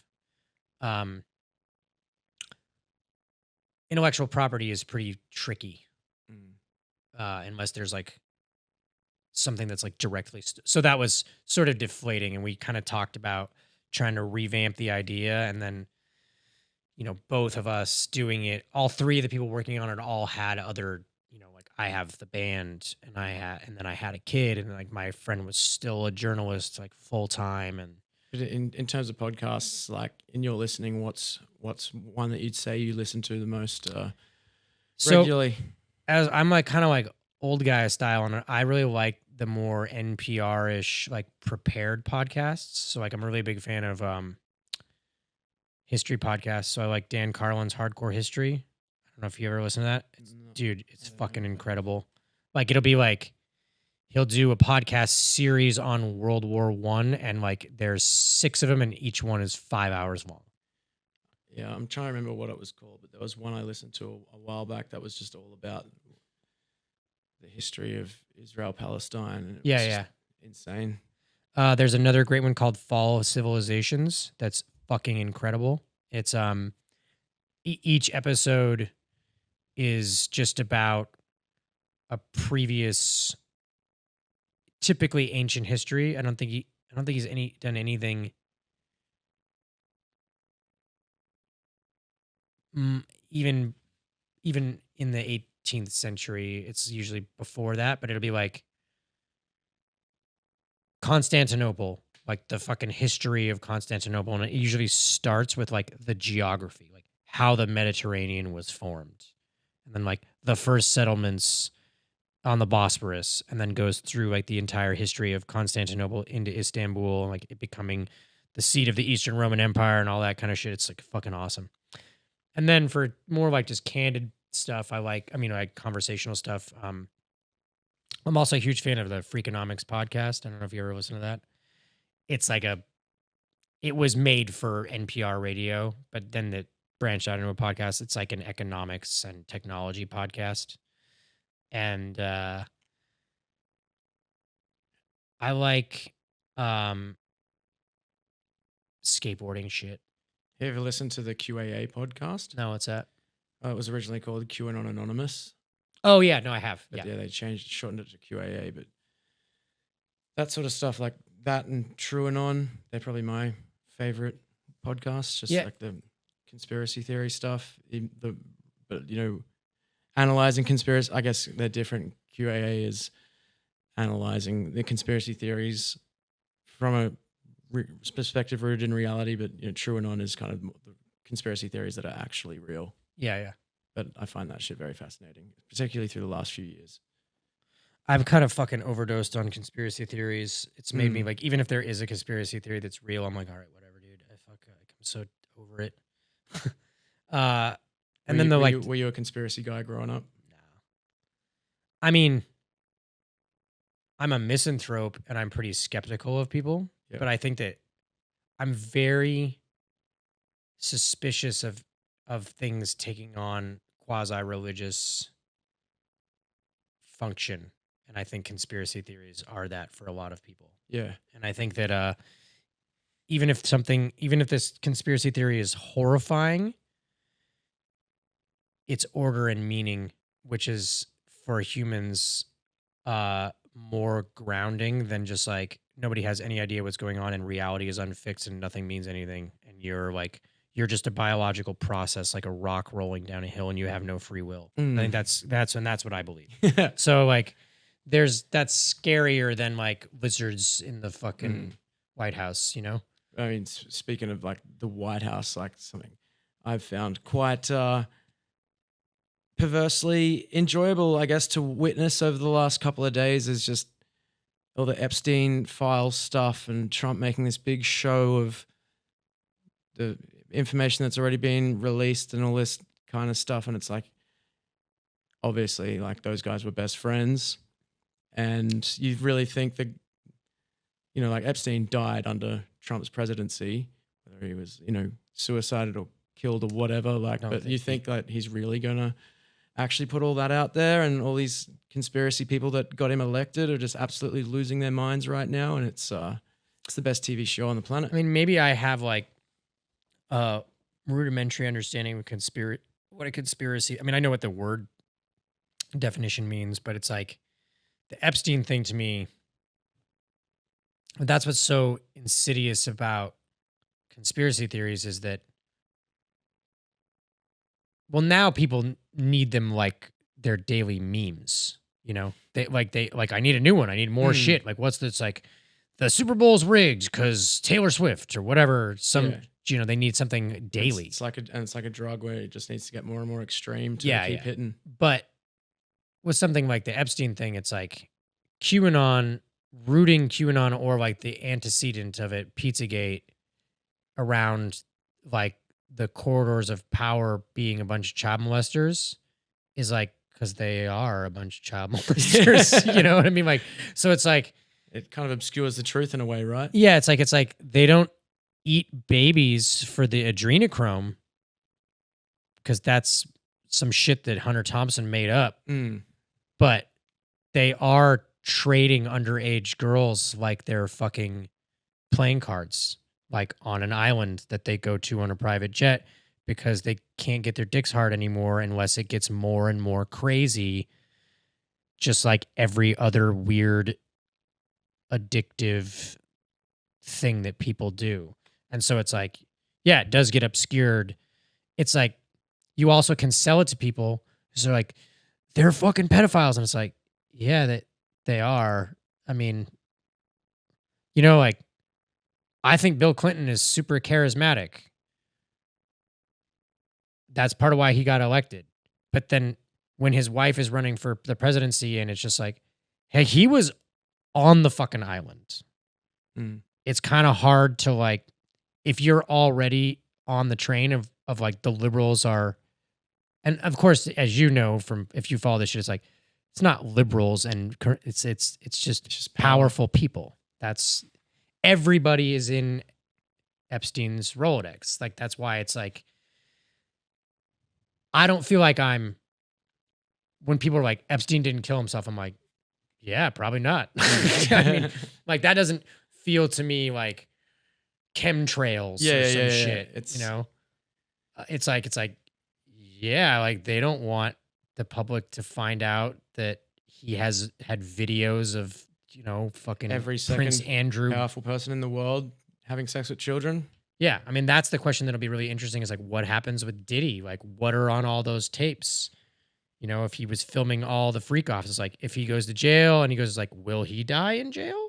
Like, no one will ever see any of that stuff. I reckon. Yeah. You know what? I will say, wouldn't it, if you're into conspiracy theories, wouldn't it be awesome? And this is the part that makes conspiracy theories feel simultaneously suspect and also viable, is that like, how is there never the actual leak? Like no one ever sees the shit. It's like, does Putin have a video of Trump getting pissed on by the hooker? It's like, can there be one, just one, Like,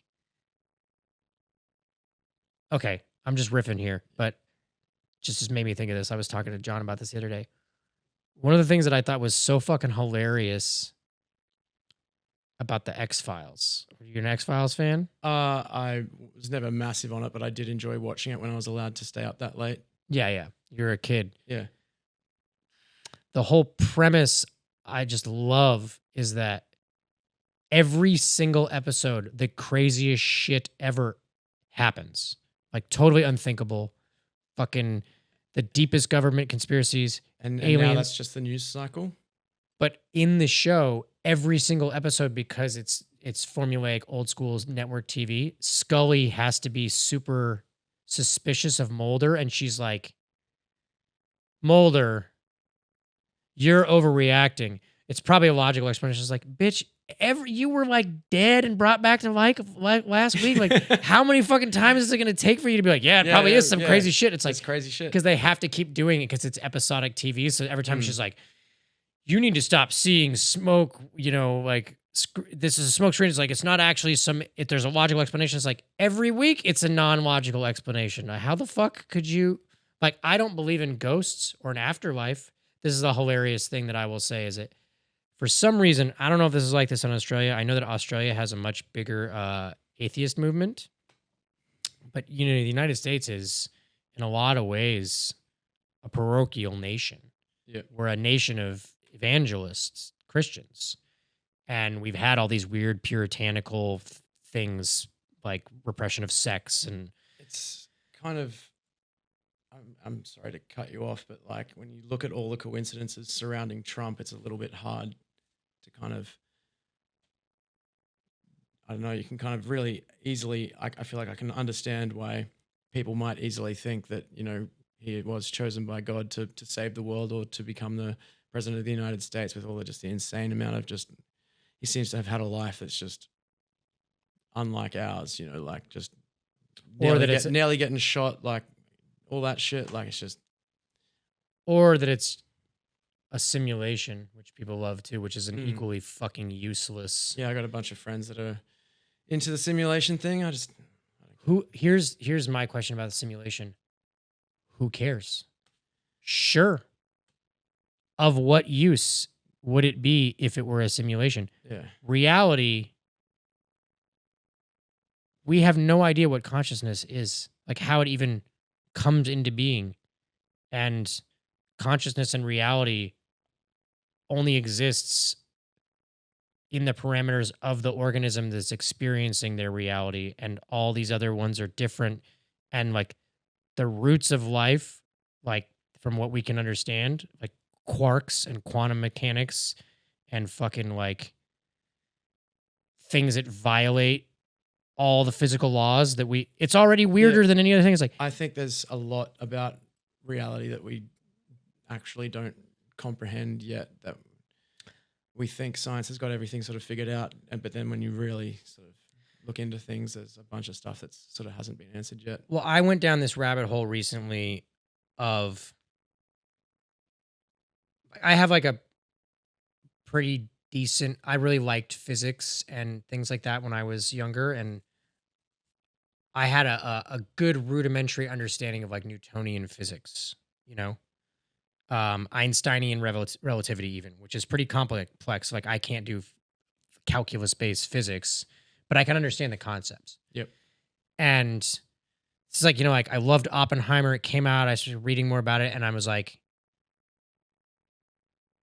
the more I looked into it, even the way quantum mechanics are taught to physicists is just like, it's so non-inductive and bizarre that they literally, in great schools like Caltech or Oxford or whatever, they're like, don't ask why, it just fucking works. You know, like we can calculate, we can use it to build more efficient nuclear reactors and all these insane fucking things. And it's like, I became very disturbed by the fact that I could not even remotely understand quantum physics. Like I understand like some of it. So I started reading about it a lot and like watching all these like, you know, BBC type YouTube tutorials that are like hours long about how quantum mechanics work. And you not only like would you have to make like a life's work out of it, but even the physicists doing it don't understand it. It became passé to ask why even. And that tells us a lot about how much we don't understand. But the more I like kind of learned about it, like a lot of the preeminent quantum physicists are like, we as lay people want to ask, like, is there a unified theory? Are we going to understand really what the nature of reality is, the nature of existence, the creation of the universe? And a lot of these dudes are just like, no. Like, I do not think that we as people are going to. And there's something that's kind of freeing about that. It's you mentioned atheism before. I used to be like such a staunch sort of atheist, like to the point I would just completely scoff at any sort of idea of spirituality. And I used to do a lot of like LSD, and I thought that I'd sort of seen, you know, through all the sort of to all the furthest barriers of the human mind, and thought I had everything completely figured out. And then I smoked DMT for the first time and just left my body and just saw my life through a kaleidoscope of like absolutely everything. And remember like coming back down into my body, the first kind of lucid thought I sort of had was like, man, I don't know anything. And then I was kind of like, I don't know if I could really, if I'm even an atheist. Like, well, so I used to tell people when I was younger that I was agnostic because pronouncing anything with so much authority was just took as just as much pride as telling someone that Jesus is God and the only way to heaven is through belief in him, because it's like it's so you have to presuppose so much. But for me, I guess, and I've never smoked DMT, but from what I understand about the human brain and minor changes in chemicals, um, I guess the point I'm making about the quantum physics thing is like is kind of what you're saying is that like we don't know anything. Like all we're doing is what's crazy about the world is that science produces results in our physical world. And there's been so much skepticism, and it's like we were talking about the other day, the repudiation of expertise that people decry on their fucking YouTube channel, on their smartphone that sends binary code to satellites. Like the amount of technical knowledge is mind-boggling what it takes to accomplish that. And that to me is very indicative of like there's just so much mystery, but there are things that there are rules in our physical world that through science we can manipulate. So there's some, order to things, but then like if you're into like all that hallucinogenic shit, just start learning a little bit about quantum mechanics, man. It's like it violates, I'm forgetting the fucking term, where the quarks can immediately switch with each other at different points in the universe, and it literally violates the space-time continuum. Yeah. It's faster than the speed of light. It's like everything that physics is based around, like it's as crazy as like, oh, there was a ghost. It's just a different kind of thing. So that I understand what you're saying when you're like, who fucking knows? Like what, to me, I'm very much like maybe it's an American thing, but I'm very much a pragmatist. And it's like, as an entity that biologically fears its own demise, like I don't want to like die. But even though I'm simultaneously like pretty unhappy living. So, that's one of the curses of, but if the spirituality, that's what I've kind of like tried to like, that's where drugs and alcohol worked for me. And now that I'm older and I can't do that, I'm like, I'm going to have to get into some meditation or some shit to like try to attenuate some of that bleakness, because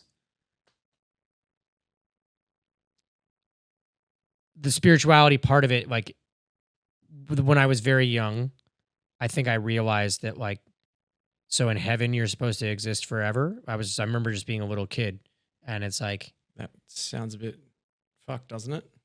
Well, if what the goal is that, okay, I don't want a cessation of my life, my existence, but then you have to substantiate to some soul that exists for eternity, then it would have very little resemblance to what you're trying to protect as your corporal life. And that would functionally be like basically like being dead anyway. I just couldn't see how it'd be like, I'd be trying to go to sleep at night and I had insomnia and I'd be like, this is so boring. It's like, what the fuck is eternity like if I'm like not this? It can't be the same as this. So if it's not the same as this, then it's not a continuation. And it's not of any use to salve like the fear of, I mean, obviously this is from a Judeo-Christian, but like Judaism doesn't have an afterlife, and like neither does Buddhism. So, I've kind of become a little bit interested in Buddhism for the first time in the last few months. It's a great intersection with sobriety. Philosophically, it seems really aligned with how I already sort of think and feel about things. I sort of have read a few bits and pieces of it lately. It's just like, I felt that way, but I hadn't had the words for it yet.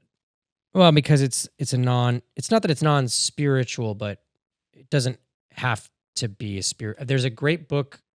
It's very, very thin reading. You should do it on tape, but it's called, I think it's called Buddhism Without Beliefs or Buddhism Without Spirituality, but it's like just the precepts of Buddhism, but without any ritualism or any, you know, real spiritual beliefs. Mm. And I have found that to be something that I'm really interested in too. So I think it's something that happens as you start to get more curious. It's also like, if you've been fucked up for years, when you come out of that, you're like, oh, I have like all this bandwidth to think about shit. Yeah. We can wrap it up, man. Yeah, Like, I was just thinking like it's been going for a couple of hours. We could obviously just keep talking, but we're kind of, I don't want to get into 3-hour podcast territory. So what's happening in your simulation for the immediate future after you wrap up New Zealand and Australia over the next week? oh, so we have some US festivals and a little B market run in the United States that I'm excited to do. Like, definitely, I mean, this has been the best year for health ever, which is actually pretty crazy. 3 months in. Or sorry, I'm thinking about the year, like year to date, not year to date, like from a year ago to now. You know, basically March is when we started our first US tour to support Rat Wars. So late March.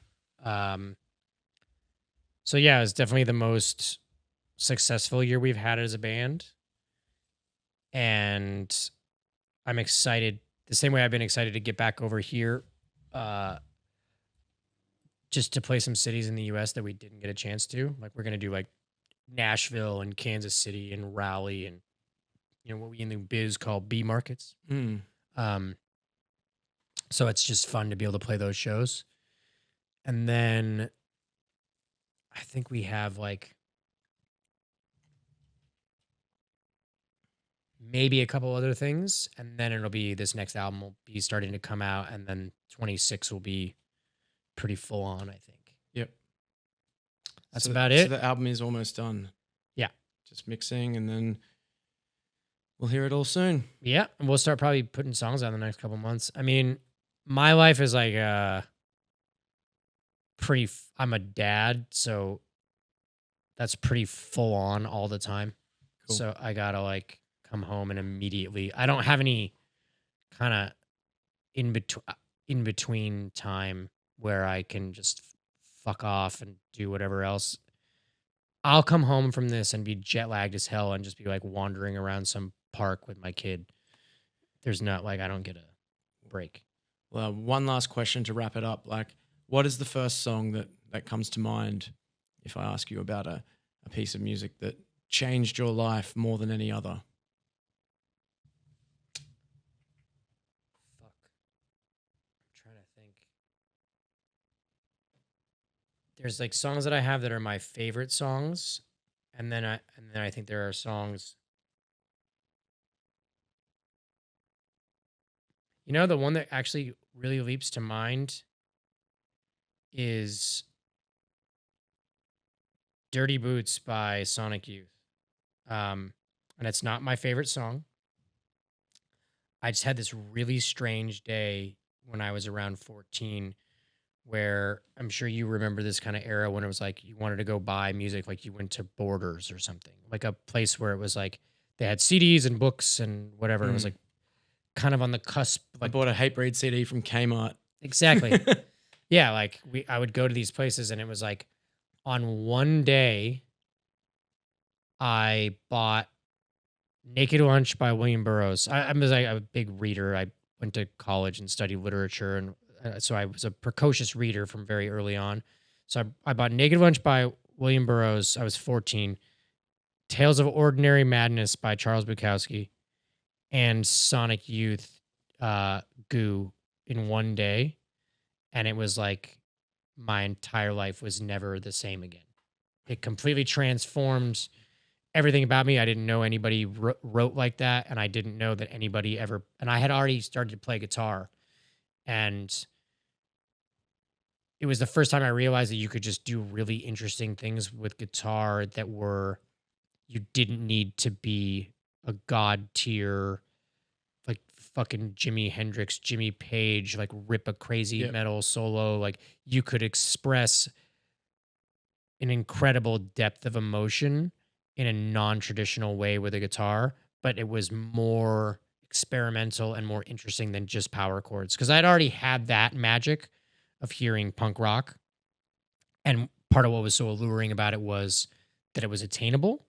And this was like another level of music unlocked for me where I was like, oh, I could play guitar in an interesting way that's not just power chords, but it's also not. It doesn't require me to be a virtuoso. No. And I think that I don't want to prattle on too long, but one thing that I will say that I've said many times in trying to communicate what our band is it's like, if you're virtuosic, it changes your relationship with whatever art you make entirely.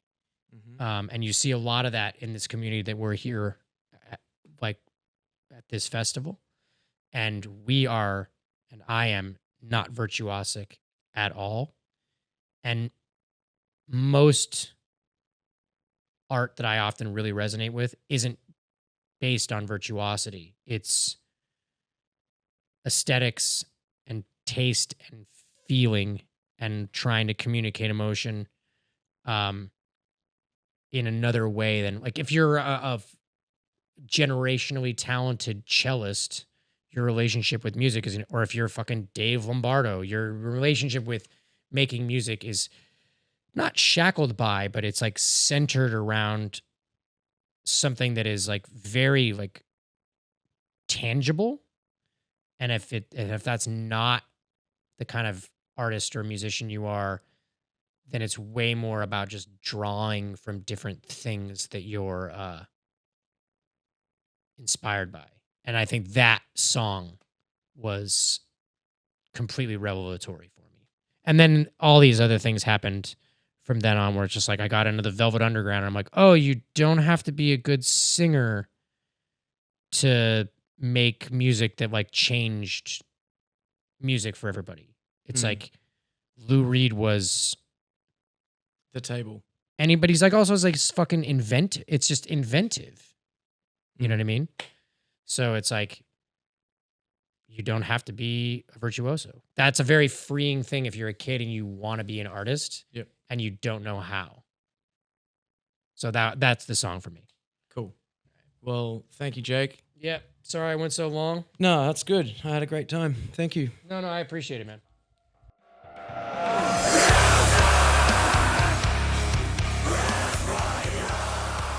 Thanks for listening to Music Is My Life. This podcast is self-produced by me, Lachlan Watt. I'd like to thank Audio Technica Australia for providing the high-quality equipment that has made this possible, as well as Patrick Galvin at Hollowbone Studio for the design. The killer theme music that you are currently hearing was written by the legends TJ Cowgill and Sam Saljuki. Catch you in the next episode.